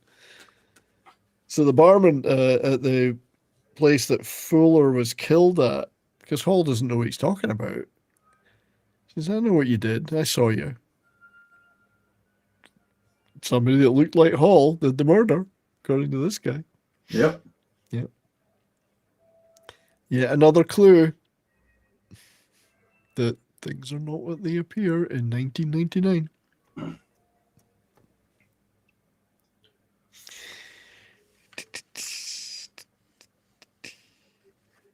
Yeah. But now we're also starting to get into the philosophical bit as we go, which is it's not the technology they use to create the simulations and to go into it. It's how you treat the world you've created in that simulation. And is it sentient? Are these people sentient? Do they have a life? Is it a real world? Can you pull the plug in it? What happens if you do pull the plug? Are you killing those units? Yeah, right. Is it self-aware? Is it self-aware? Is the system self-aware? Are the people in it truly self-aware? Or are they programmed to think they're self-aware? is the question. So they're mucking about with these people in 1937. Just how bad a thing to do is that? Yeah, and these days we've got language models that might or might not pass a Turing test. Yeah, and it's the question that's always fascinated me. Is it what is true sentience, and can you program something, an artificial intelligence, so it becomes sentient, or is it just very fast machine that looks like it's sentient but it isn't, because we don't understand what that is in the first place? I think they would have to be like instinct questions. Like you're in a situation, you need to do something. Do you follow the rules, or do you? It's kind of like the misgendering Caitlyn Jenner. It's like, do you misgender Caitlyn Jenner, or do you start nuclear war? But something to a more grander scale, Well, you go back to the Voight Camp in Blade Runner. Yeah. Test. That's what that was meant to be. It wasn't meant to be yes, no questions or logic questions. It was turtle lying upside down in the sun. What do you do? What do you feel about it? What's a turtle? He said. I loved the answer. What's a turtle? So you can't. Yeah. What's the true test of sentience? Are we even sentient ourselves? I mean, we're biological computers in a sense. We think we are. Do we really have free will? Maybe defining abstract things like love. Yeah. Yeah. Well, and not just saying love is when you love one person or another. You have to give like specific examples. Like, love is, give me an example of you love somebody like I love. Go ahead. Well, the example I would use is Johnny Rotten of the Sex Pistols, who said love is 3 minutes of squelching noises. I mean, he's not wrong. Sorry, Mike. I could. And it technically fits the definition, because in order to be able to define something, you can't use the word in the definition. Yeah, that's true. I love this scene where he gets dropped into Ferguson's character in one of these $5, they were all struggling to eat, and they all took part in these all-night dance things. Yep. The winning couple got paid. He's dropped right in the middle of it, to the chagrin of his partner. He doesn't know how to dance. Sorry, Mike, I interrupted you.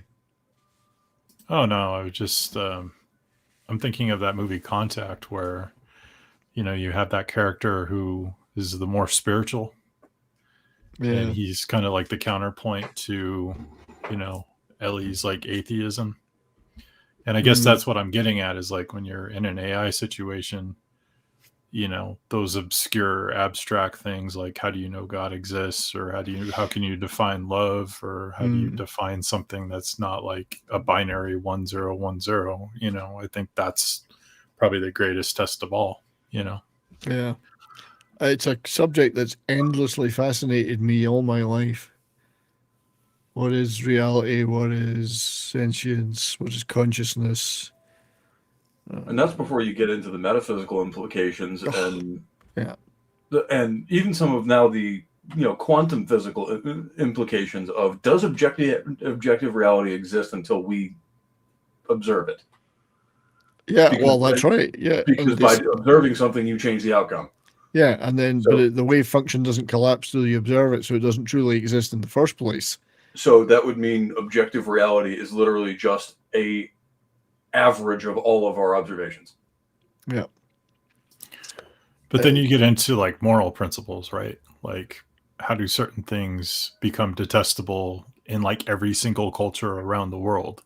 You think of one thing like abusing children.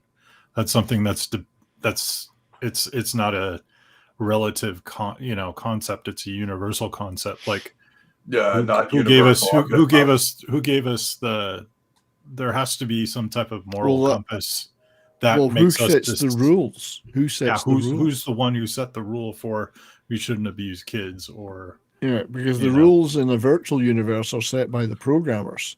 Right. If we're living in a real universe, as we think we are, moral relativists would say there are no rules. It doesn't really matter. There is no good, bad, evil. Right. Whatever. And that's, although I think the counter argument is often, well, there's harm done to other individuals, so therefore that must be evil if there's harm. But then how far do you take that argument? So, right. You know who spent a lot of time writing about this? C.S. Lewis. Yes, he did. He did. And he came from a very Christian background as well. Right. And I'm not talking about Narnia or those. No. A lot of his stuff was about morals. Screw tape letters and. Yeah. Anyways. So this is where he's dragged Grierson he got Grierson to put this strange great suit on he's got. Takes him to this club that he thinks he remembers going to in a dream. Turns out everybody there knows him. He's a VIP. There's Johnny Crawford and his band. Girls are all over him like Alison Lohman. And he wants to be in there because he's looking for this letter still. He thinks that barman might have it. Right enough, he's confronted by Ashton, I think it is his name, the barman, who wants to talk to Fuller. Pretty difficult because he's actually dead. Yeah. A bullet will do that to you, as Dennis Haysbert says later in the show. And he reveals his experience here from reading that letter, because he's discovered something. He went to what he said was the ends of the earth. He said, I decided to test what was in the letter. I drove to Tucson. The further I got out, the less life I could see, the less movement there was. And Fuller told me in the letter, just drive through any barrier, just keep going. And he discovers the truth. We don't actually. And what I saw scared me to the depths of my miserable soul. Now, we don't see it yet. We see it later, what he saw. But you're thinking, well, what did he see? And then now we're getting to some of the more moral parts, because he starts arguing with Ferguson, or Douglas Hall as he is inhabiting Ferguson, about the morality of what he's doing. I want to know why. Why would you put us through this? Why are you fucking with our minds? He's like, what's in it for you? Why are you doing this to us? Why have you just destroyed my life, for one thing? And how can I ever discover what's truly real? Can I even get to what's truly real? So it's really great part of the movie.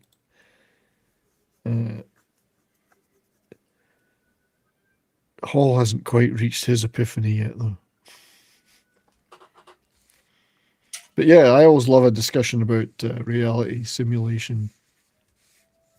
I mean, our reality is created biochemically by areas of our brain that interpret signals coming in from various organs, and that picture of reality is in our brain. It's not actually this, it's in here.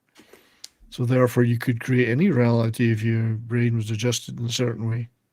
Well, you would observe it differently, but objective reality would still exist the same. I find it fascinating when somebody, well, I mean, it's not a good thing, but when somebody has a stroke and they get like that instant dementia and they immediately go back 50 years, like they're living in the, that happened to my grandfather, like in 2006, like no joke. He had a stroke and he thought he was in 1935.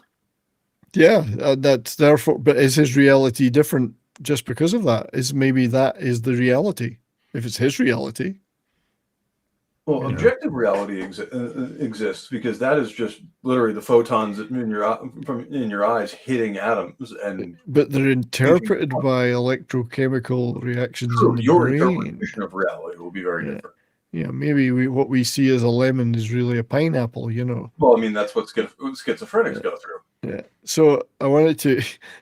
There's some funny comments going on. He didn't buy the Tucson DLC. That's why he couldn't get to the end of the game. Not Detroit. No, that's the real evil of this movie. Is at the end you find out he actually works for EA.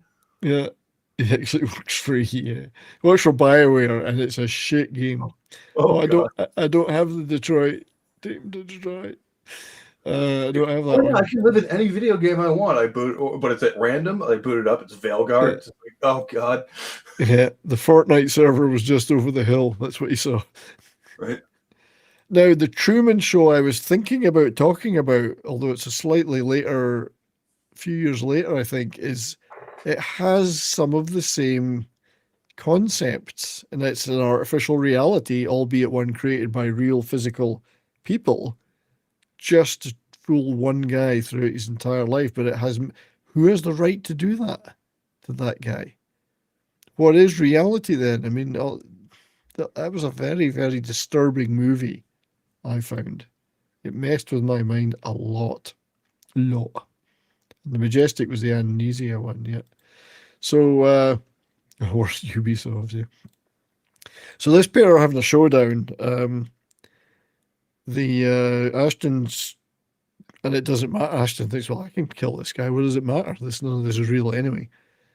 Well, as he does speculate what will happen to you. You can't, if you're dead, you might not go back to your real world that you come from.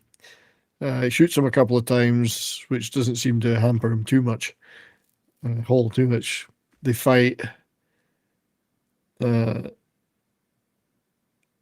fall in the pool, and the letter does come out, I think, of his pocket.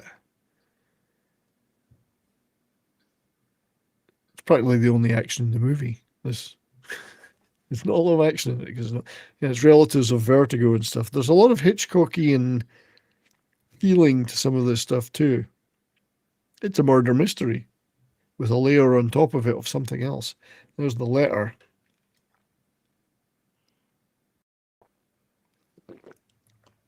Free Guy and also Free Jack, Mick Jagger's movie. So Hall's really disturbed by being shot twice and drowned, I guess. It's funny that the guy that's just got him out of that is the guy that was trying to kill him in a sense. See, it looks the same. So he's found out his word is real because they programmed it so they couldn't find out, but he found out.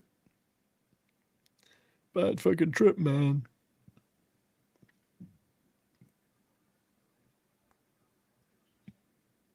And he wants to shut it down.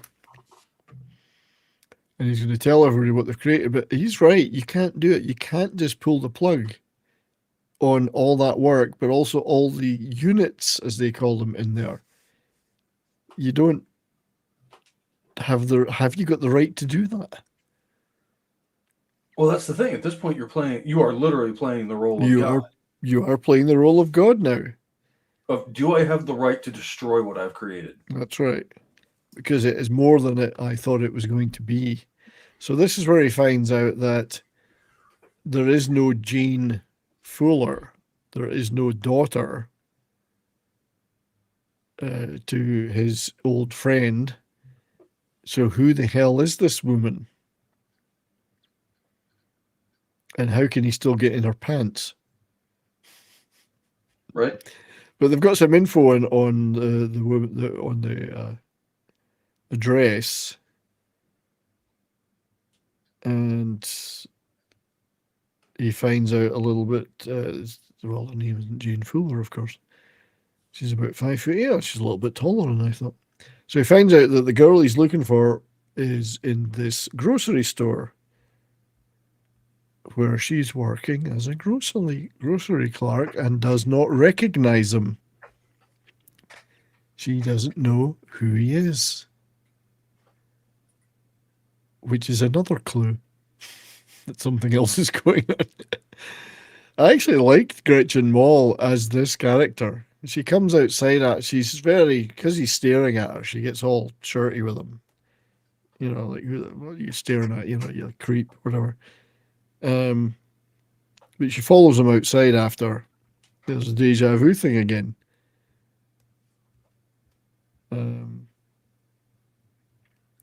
So he's thinking, there she is physically. Why doesn't she know me? Why is she living this life? Isn't that a bit weird, Douglas? She comes out. It's nice. She comes out afterwards, and they have a nice conversation where she's like, I'm sorry, you're not like one of these guys. It's all usually you're different, and I kind of feel like I met you before. And it's a cute performance by Gretchen Mol. I liked her a lot in this. So he's kind of putting two and two together a little bit at this moment. He's like, why didn't she recognize me? Why was she completely different before? Maybe I'll go for a spin in the car. Which is the big moment in the movie.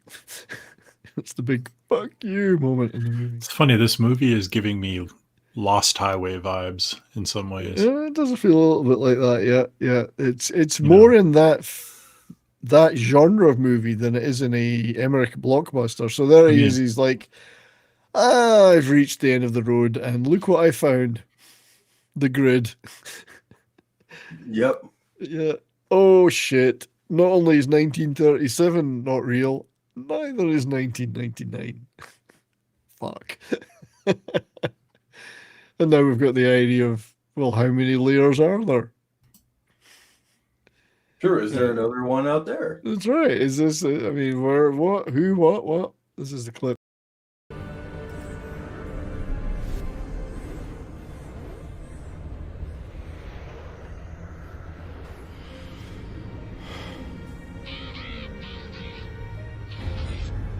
I love the crow that they had flying over it there.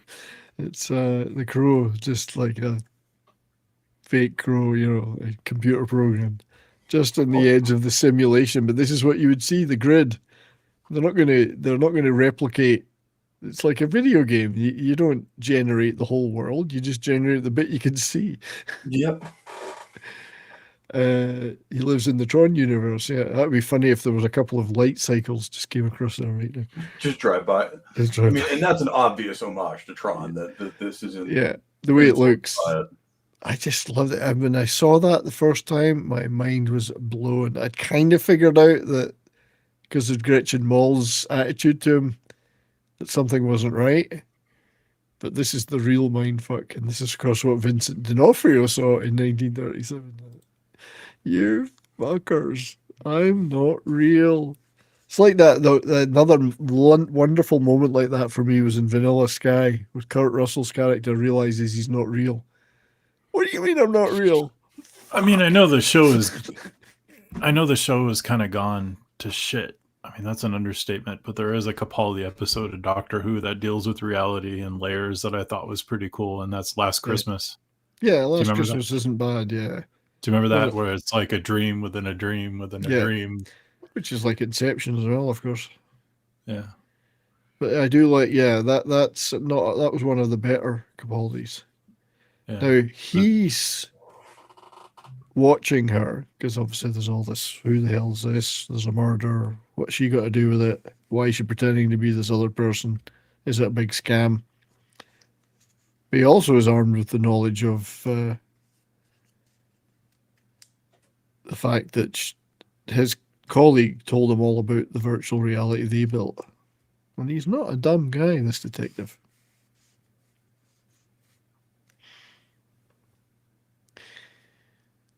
Yeah, so because now Hall's thinking, well, yes, I did kill Fuller. Well, it wasn't me, I don't remember it. But it was him, physically. He did do all these things.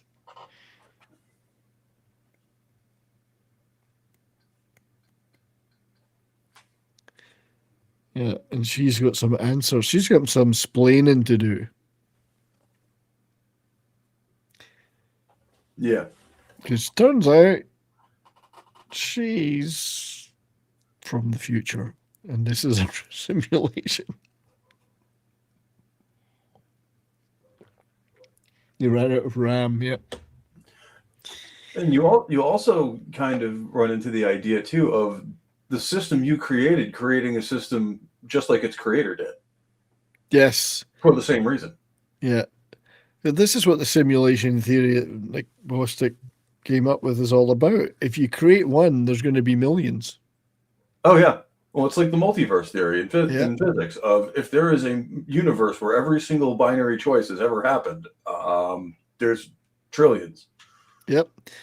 And if you are successful at creating one, you'll create millions. And within those millions, some of them will create their own. And then within those, they'll create their own.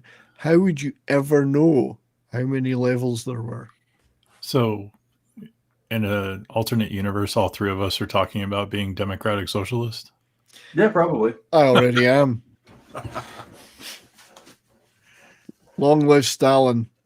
The long march of Mao. Let's get our hair dyed. Let's have a struggle session right here. You're not nearly radical enough. See, I quite liked all this bit. This is where our third programmer guy, the long-haired version of Vincent D'Onofrio, goes in and inhabits Ashton's body, and obviously he goes into it when he's on the road. So he fucks up, and the cops. He's really like, okay, you gotta get that fixed. You weren't drinking. You made a mistake. It's bad weather. I'll let you go. He finds a gun. He's got a gun in the glove compartment, of course.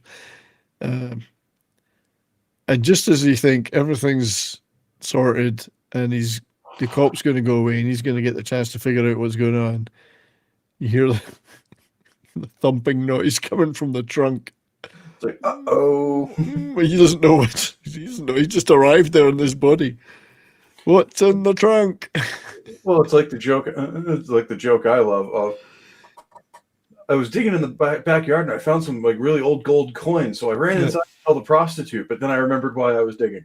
That's right. He finds the bloodied alive John Ferguson from the fight earlier in the trunk, about to be disposed of. Yep. Oops. And because the cop shoots him, and what happens is that Ashton's consciousness comes back up into the present day.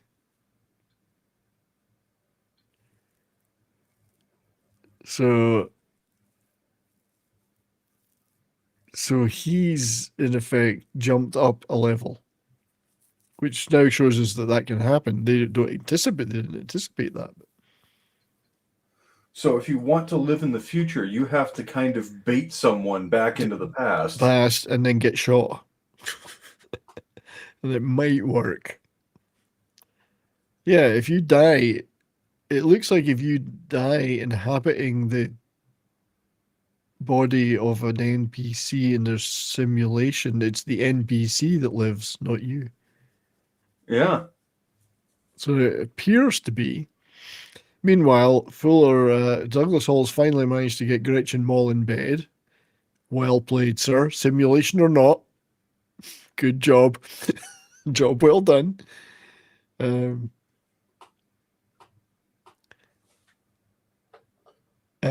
So Hall now realizes that he's talking to Ashton. Yeah. Because it's a very different color palette. So he's like, oh, your world looks great,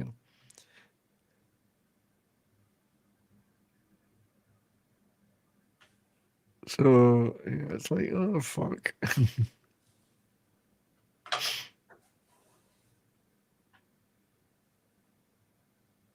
That would be pretty neat though, to escape your simulation, and he's up now what he thinks is the real world. Whereas Hall's having to admit this is just like your world because he's discovered the truth too. We're just the same as you. You've not really escaped anything.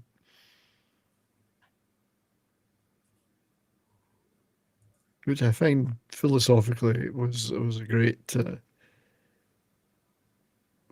point to make. Okay, right, you've jumped into you're just in another simulation. You're not escaped anything.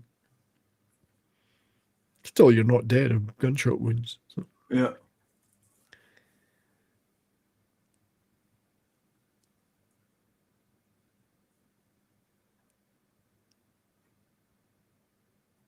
Yeah, I guess. Hall doesn't know what to do now. I mean, he's in a simulation. He's kind of stuck too. What does it matter? And then there we find, and now we get to the, oh look, the blue eye thing on Hall. Here comes his user from above coming down to inhabit him. See, spoilers all over this. I'm sorry. So he's now being inhabited by somebody from the level above, which is Gretchen Mall's deal too.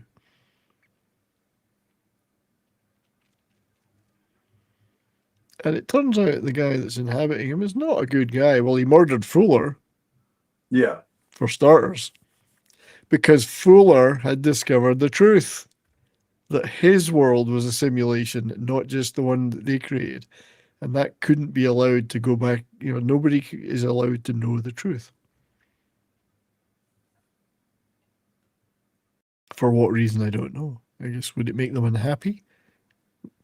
What would it matter if somebody appeared in the sky right now and told us all we were living in a simulation? But don't worry, everything's cool, just get on with your lives. Half of us wouldn't believe it. Well, indeed, who would actually believe it?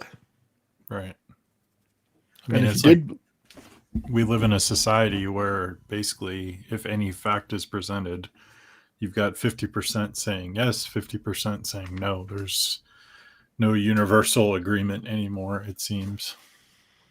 Would you, for those who did believe it, would they go on about their lives as before, or would they do things differently?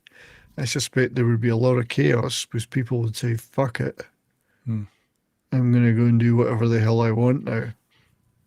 I think that would be the ultimate test of good and evil is knowing you're being watched or that you're not real. Would you immediately lose your mind and just do whatever the hell you want, or would you start acting better? Would you actually still behave what we think of as ethically?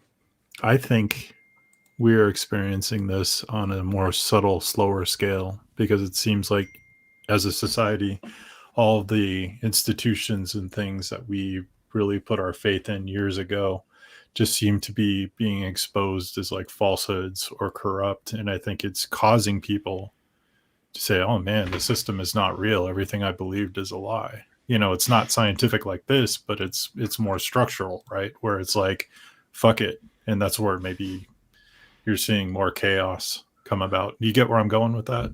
I do. And what I've been thinking about a lot recently is a lot of people, we see it a lot of people, especially the ones that cause an awful lot of shit disturbing, seem to treat their fellow humans as if they're NPCs. Like we're just skin suits. They can scream in your face and tell you you've got to do this, that, and the other, or assault you, or steal your property, or break into your home and squat, and all the bad things that happen, especially you see it a lot with these protests, screaming in people's faces and hurling insults at them, knocking against, not trying to block roads for. They see everyone else as NPCs. Well, so it doesn't matter what they do to them. That's how it's not that we're NPCs to them. It's they know the system will protect them. Yeah, but I think they actually see the rest of us as skin suits. So if you scream in somebody's face that they're call them all the names of the sun and you're a terrible person and blah blah blah, and they're not seeing those as people with the same level of feelings and emotions and drivers as them. They're seeing them as skin suits. Well, correct. And if you notice, they'll only do it when they face when they will face no consequences, or so they think. Yeah, but that's how I think it would go down if everybody suddenly discovered they were really skin suits. Everybody, some of them would get even worse. Oh yeah. Oh God, yes. Yeah, it's a programming error. Yeah, I mean they act like as somebody to Venus's main character syndrome, and everyone else is a skin suit. Like there's the lack of killing somebody on a train that you've never met before in cold blood. That's just a skin suit to them. That's not a real person. They don't see it as that would be right. And it's interesting. Like somebody said, Minnesota is a programming error, and okay, just going off that. I mean, you think of what happened, and I'm not getting into the specifics, but you compare what happened in Minnesota a couple months ago to what happened during George Floyd, it's like the reaction has not been the same. The protests, the whole cultural zeitgeist has not changed. It's just we're sick of it. We're tired of it. We've seen it before. We see the system for what it is. And I guess maybe the matrix has been exposed a little more. And that's what I was getting at. We're seeing the systems and our structures being destroyed. So we don't, it's kind of like, fuck it. That lady got shot. So what? What are we going to do? Well, the three-body problem does tackle some of these issues, although it's a very different story. But there are a lot of discussions around what reality is and what it should be or could be. I hear what you're saying. Goes back to this with even as far back as Plato and Socrates with the ring of Gyges problem. Of if you had a magic ring that would make whatever you did invisible, would you still act the way you do? Yeah. That's a fantastic question. It really is. It's like if you would face no consequences for your actions, no matter what they were, would you No matter still how behave as a horrible. moral man? That's the kind of thing I think about all the time. I love this stuff. I think about these things all the time. And there's sometimes, even if I didn't have one, falling down starts seeming like a really good idea. I've heard Bad Bunny guy's got a magic ring. But I think in a way that's already happened because there are a lot of people that set up anon accounts. And if you have an anon account, you pretty much have that's an interesting study. Like if you give somebody an anon account and they don't know that there's no repercussions to what they're saying, what they're doing, would you act different? Would you be more aggressive? Would you be more, saying things you normally wouldn't in person? Yeah, it's a fascinating discussion. I mean, we can have all sorts of long-term discussions on our show on our own about that, which we probably will do one day. I wish Canadian Spider-Man, I'd eat a lot more potato chips and drink beer if there were no consequences. That's the way I live right now. Three-body problem is magnificent. You can check out my video on the series that I did, Vincent, if you wish to find out more. I did a science fiction novel set about the three-book series. Three-Body Problem is just the first book in the series. It's just phenomenal works of imagination and science fiction. Just universe spanning. It's unbelievable, the stuff that's in it. And I think, what's interesting is there is a variable now that we're dealing with in AI videos and images where the whole perception of reality is totally changed now. You don't know what you're looking at, if it's real or, It's actually made it worse. It's made it more difficult to discern. Simulation, YouTube is full of it now. You look up any topic, it's a bunch of goddamn AI Don't videos. show me channel, don't show me channel, don't show. Just to go back to the three-body problem, I wouldn't recommend watching the Netflix show adaptation of it. Watch if you can get it. And I watched it. The original Chinese adaptation of it is far superior and far closer to the first novel. The Netflix one made as they do. It had its moments, but it made all sorts of changes and wasn't nearly as good as the Chinese. Now, the Chinese one was longer and it dragged a bit in certain episodes, but when it got down to it, it was a far better adaptation. So, just letting you know. Interesting question, a similar line. If only you knew the world is going to end tomorrow, what would you do? I'm pretty sure that was a movie too. Pretty sure there's been movies about that. Was it not Brewster's Millions? What's the movie where somebody had 24 hours to live and they could... There's been a couple. I'll have to think about it. But yeah, it is an interesting question. What would I do? I'd probably cry. I don't know. What would you do? I'd spend time with family, the people closest to me. So we'll finish up the movie because what's happening is that the guy from Dave, I think his name was, or David from 2024, who's inhabiting the body of Douglas Hall. Holy free holy, our dear friend legalized adulthood, who I dearly, dearly, dearly appreciate, great friend, being $50. I mean, I might be able to eat some more ramen this month. That'll keep me going in ramen for the rest of the month.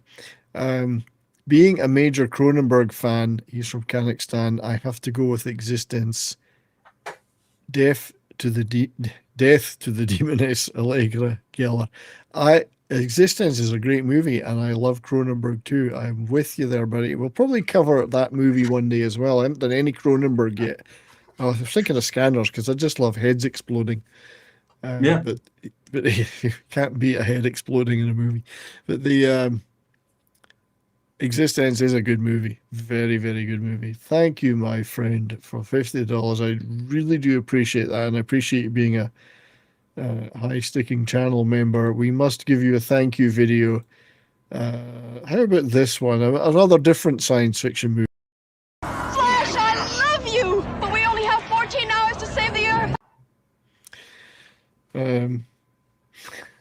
I gotta give you two clips for $50. I gotta give you two. We're expecting any resistance to be light, as the ancestors of our enemies have yet to evolve any thumbs, or indeed spines. Thank you, Legal Eyes. Good to see you, buddy. And yes, you mentioned the poll, of course. We have 25 votes. It's looking like a runaway winner, but I won't end it just yet because we just finished it. We'll finish the movie. So, Scorned David from the future has inhabited the body of Douglas Hall and is busy chasing his girlfriend from 2024, who's Gretchen Mol, who was Jane Fuller, inside the body of the Clark, and they were obviously a thing in the future. They've fallen out. He's chased her down here. He's jealous that she slept with the body that he's currently inhabiting, but it wasn't his mine, and he's going to kill her. And then she critically had made a phone call earlier to the detective and told him exactly what was going on. And because he understands the virtual reality scenario, he said, he didn't just go, "My God, you're mad." He turns up and he saves her life by shooting the body of Douglas Hall inhabited by David. Well, as we know, people shot in the simulation, their consciousness can survive by going up to the level above. That's a line I really liked. I'll play that clip. Is somebody gonna unplug me now? Look, do me a favor, will you? When you get back to wherever it is you come from, just leave us all the hell alone down here, okay? Yeah. It's wise advice. So there he is saying, stop fucking with us. It's like what Vincent D'Onofrio's character said, Ashton, why are you fucking with us? I think that's an interesting ending. He's going to be the only one left that knows exactly what's happened, and he'll have to live the rest of his life knowing he's in a simulation. But he'll be all right with it. So there we get the old sparkly eyes thing happens. And we move forward to the future, the far future of 2024. Now, nobody, when he wakes up, shoes are often, there was a lot of visual clues to stuff in this. Major things usually happen when somebody was going in an elevator or in a car or going through a door. There was a lot of windows being looked out of. All these were meant to be allegorical for something. I like that 2024 crime stats are bad. Should said are fucking bad. So there's see he gets her as his squeeze for the rest of his virtual life now. See, they don't know if this is the real level. They think it is. Right. But who knows? But who knows? Yeah, that's right. We don't know. There's an alternative ending to this, which had a weird sequence with him waking up in a big room where he couldn't get out and it was all in despair. So this is what 2024 looks like, everybody. Wow. I don't recall it unless it was Dubai. Maybe that looked like that. This is meant to be Los Angeles. And having alternate endings to things was a cool thing they used to do. I don't know if it's on any version of the movie that got released later, but I remember watching the movie Collateral in the theater. Oh yeah. And I don't know if this is the goddamn Mandela effect, but I've told the story before, and I swear to God, this scene happens where he tells Jamie Foxx the story of the man getting shot on the subway, riding it for 24 hours, and no one notices. Mm-hmm. And at the end, they actually show a time, right before the credits, they show a time lapse of his riding the subway, riding for 24 hours, and no one notices. Well, that would happen in Chirac or somewhere like that. Well, yeah, I mean, these days nobody would bat an eye. That's right. Only one? We're having a good day. That's right, yeah. It's the only thing that would happen now is the corpse would get robbed too. So here we're seeing the real Fuller from a level up, because the Fuller in 1989 was a creation of his, as was. So this is the real Fuller, and Gretchen Mol, Jane, is his daughter. And Douglas Hall's going, fuck me, I've got into the future, and I've got a hot babe and a rich dad. Rich father-in-law. Rock on. That's a simulation. I somehow accidented my way into an awesome wife. So you've won the simulation lottery. Well played. And there's, look at this, is meant to be LA in 2024. It's not, see, it would be, there's no smoke from the smoldering ruins, so it can't be real. This is LA if Republicans had power for the last 50 years. Yeah, yeah. So there is a happy ending for him and her. There isn't really a happy ending for anybody else. Nothing is resolved. The virtual reality and the virtual realities are still running. Nobody's pulled the plug, although who's going to be in charge of the one in the 1999 era? Nobody knows. So it's not a movie that goes, oh, we've resolved everything. All that. Everything's left wide open, morally, philosophically. The cycle will continue. They don't know if they're the top level or not. That would be the next obvious thing to look at. But I like that. Yes, they got a happy ending as a couple, but everybody else kind of got what they deserved. I mean, somebody could pull the plug on 1999 very easily, because now all the main players are dead that were running it.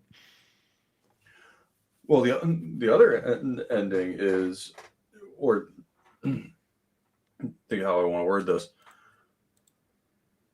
Everybody else kind of got what they deserve for playing God and trying to mess with people's lives. Yeah, exactly. And the only ones who kind of didn't. They didn't. They didn't deliberately mess with anyone, whereas the Fuller character in 1999 did, as did the David from 2024. They deliberately fucked with people's lives. This is like, where's the fires, the homeless, the fentanyl. Right. Now, the most important question is being asked by Davina, though. Is he a shoe, sock person? Or is he a sock, shoe person? Because that's important. We need to know. Well, especially if you are having a virtual affair with someone, you don't know if that person, how that person dresses themselves. Yep.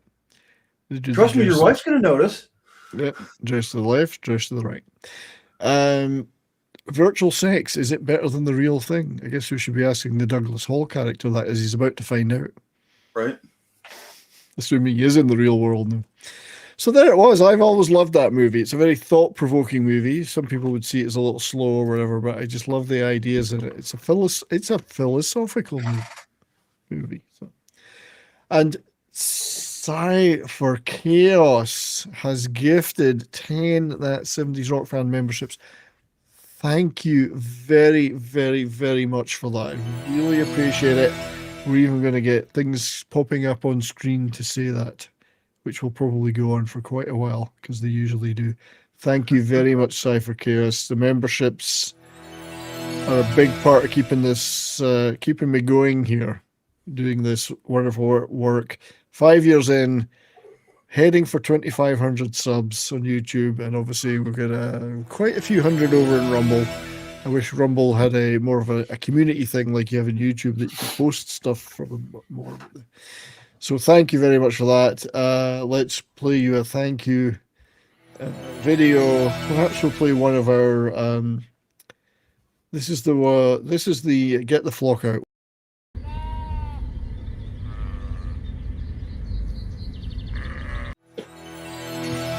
Don't feel sheepish about it, and perhaps we'll give you a song as.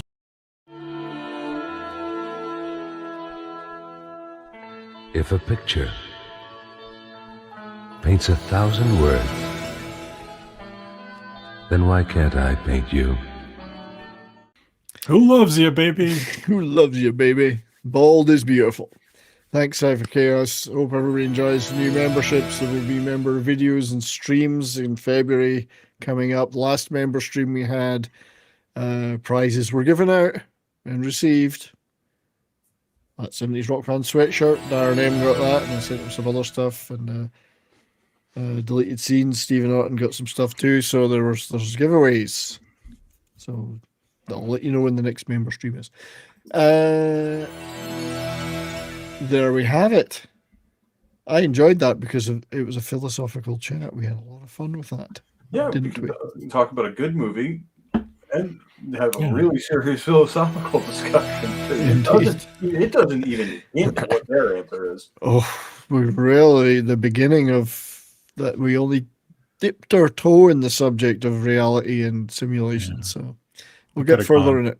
10 hours with it, you know. We will one day, I'm sure. And I like that the movie didn't even give you a hint of what their answer to the question was. No, they didn't answer nothing. Other than the fact that if people in a simulation find out they're in one, they want the people above them to leave them the fuck alone. Yep.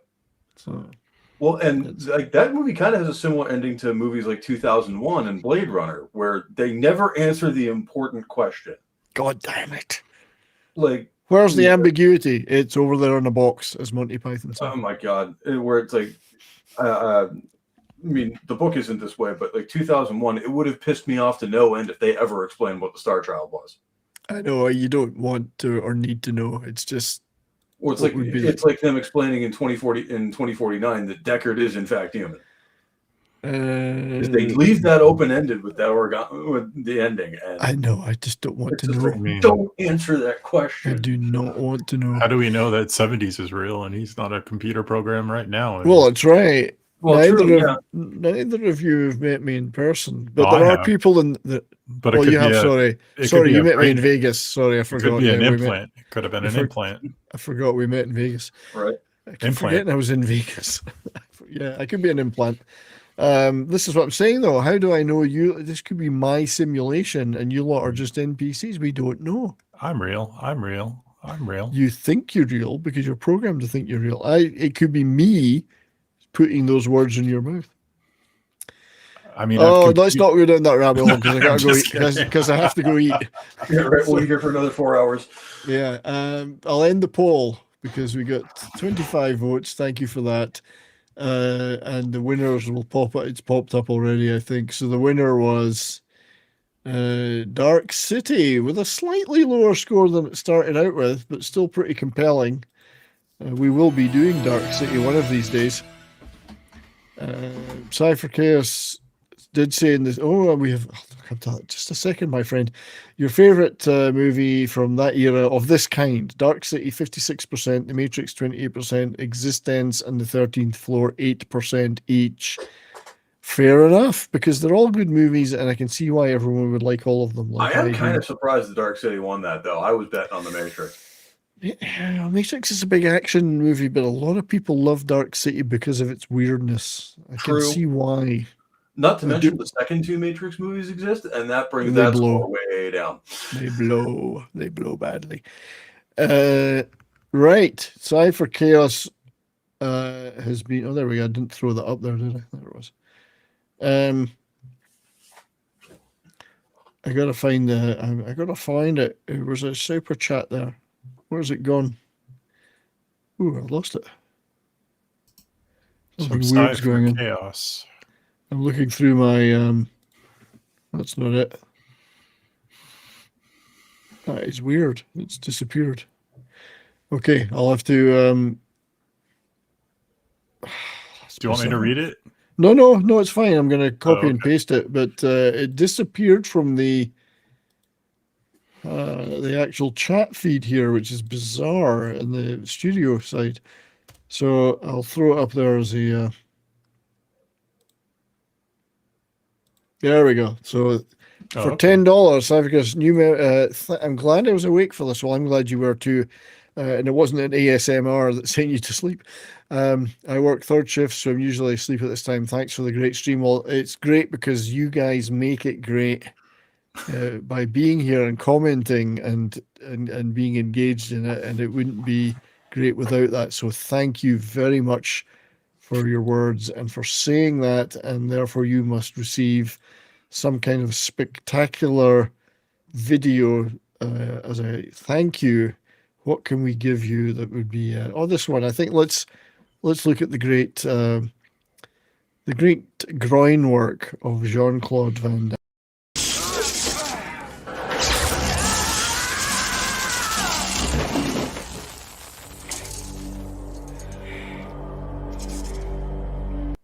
Only Van Damme. Is that enough? Thanks for you. Short shorts. Sure. Splits on that. Man knows how to split. He knows how to split them. Part of that is they didn't make him do stuff like that. He demanded it. He demanded it, yeah. He like wearing those like unitards and all that. Yeah. I wish I had the clip of him dancing, but that's on my Canon Film Club profile. Right, we're going to move on.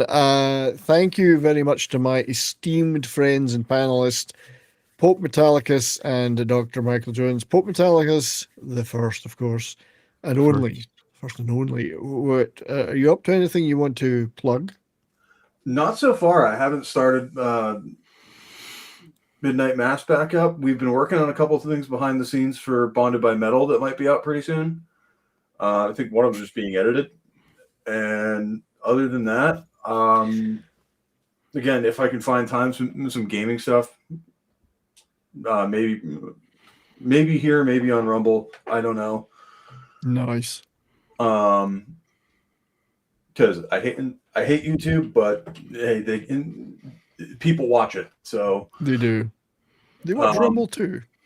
We'll see. So we'll see about that. But other than that, thanks for doing this. I mean, I had never seen this movie, but the concepts of it are incredibly interesting. It's fabulous. I mean, as long as you like slower paced murder noir things with a cyber thing layered on top, it's wonderful. It's a nuanced movie, not a big action movie. So, but thank you for being here, my friend. We must in the next week or two, even the next week, do a metal or not for Budgie. I think would be a good. Yes, we could do it and score it live as we do it. That would be excellent. So I will reach out to you. Budgie is a band we talked about doing on Bonded by Metal. So metal or not, and we can argue the toss as it were. Thank you for being here, D-Bud Martin, by the way. Good to see you, my friend. Peaches, millions of peaches. Walking on the beaches, looking at the peaches. I think he was referring to Van Damme's Behind. He was. Walking on the beaches, looking at the peaches. Michael, my friend, are you up to anything other than being here? Not really. I've kind of been on a pretty serious fitness journey over the last month, and I've been documenting what I've been doing, and that just seems to be my focus is just physical fitness and exercise, and thinking about doing movie reviews ASMR style. I'm kidding. You brought that up earlier. Hey, people get a lot of views for those. I mean, we should do a movie review, the three of us ASMR, I find the most boring movie we could talk about and do it. Today we're going to. So Tim wants me to say it's fabulous. So it's fabulous. And for those of you who've never seen us before, well, congratulations. Now you have 5 years worth of back catalog to listen to at work. That's right. I do have to say I've noticed a fitness trend over the last month. It's been here for a while, and that's what I call porno Instagram girls on the leg machines at the gym. I've seen that. Well, not I've heard about it. Yeah, my wife and I walk in and it's like, holy shit, like 7 OnlyFans. You can do videos. nude yoga on YouTube and you get away with it. You know, you see what my wife wants to do. Yeah. Just kidding. It's fabulous. It's fabulous. As for me, I'll be on Comics Division later tonight, Monday night Meltdown, Toxic Tuesday tomorrow on Nick Visor's channel, which it's going to be a Chuck Connors movie, but I can't remember which one. Could be a Force of One. I can never remember. Memory like one of those things with the holes in it. Videos will be forthcoming and shorts. I'm working on some more shorts, working on some videos. Next week's stream will be gaming again. It will be Claire Obscure Expedition 33, and I finally got my OBS virtual camera to work, so hopefully playing the game on that in Talk Studio, but the game on OBS may well make it look okay on stream, and I'll be doing a further test of that later in the week with a different game maybe. Otherwise, as I say, 5-year anniversary today. Thank you to you all for making it great 5 years. Thanks everyone for watching today on Rumble, YouTube, Twitter. Thank you to the mods, Vince, Darren, Deba, Davina, and anyone else who's doing any modding. I know Canadian Spider-Man did some stuff. If you've modded, thank you. I appreciate very much your support in that respect, because otherwise it would be chaos. Not Cypher chaos, it would be chaos. Just chaos. So enjoy the rest of your night. Stay well. Don't skip your meals. This is very important. And try to live your best life. We will see you all again very soon. Farewell.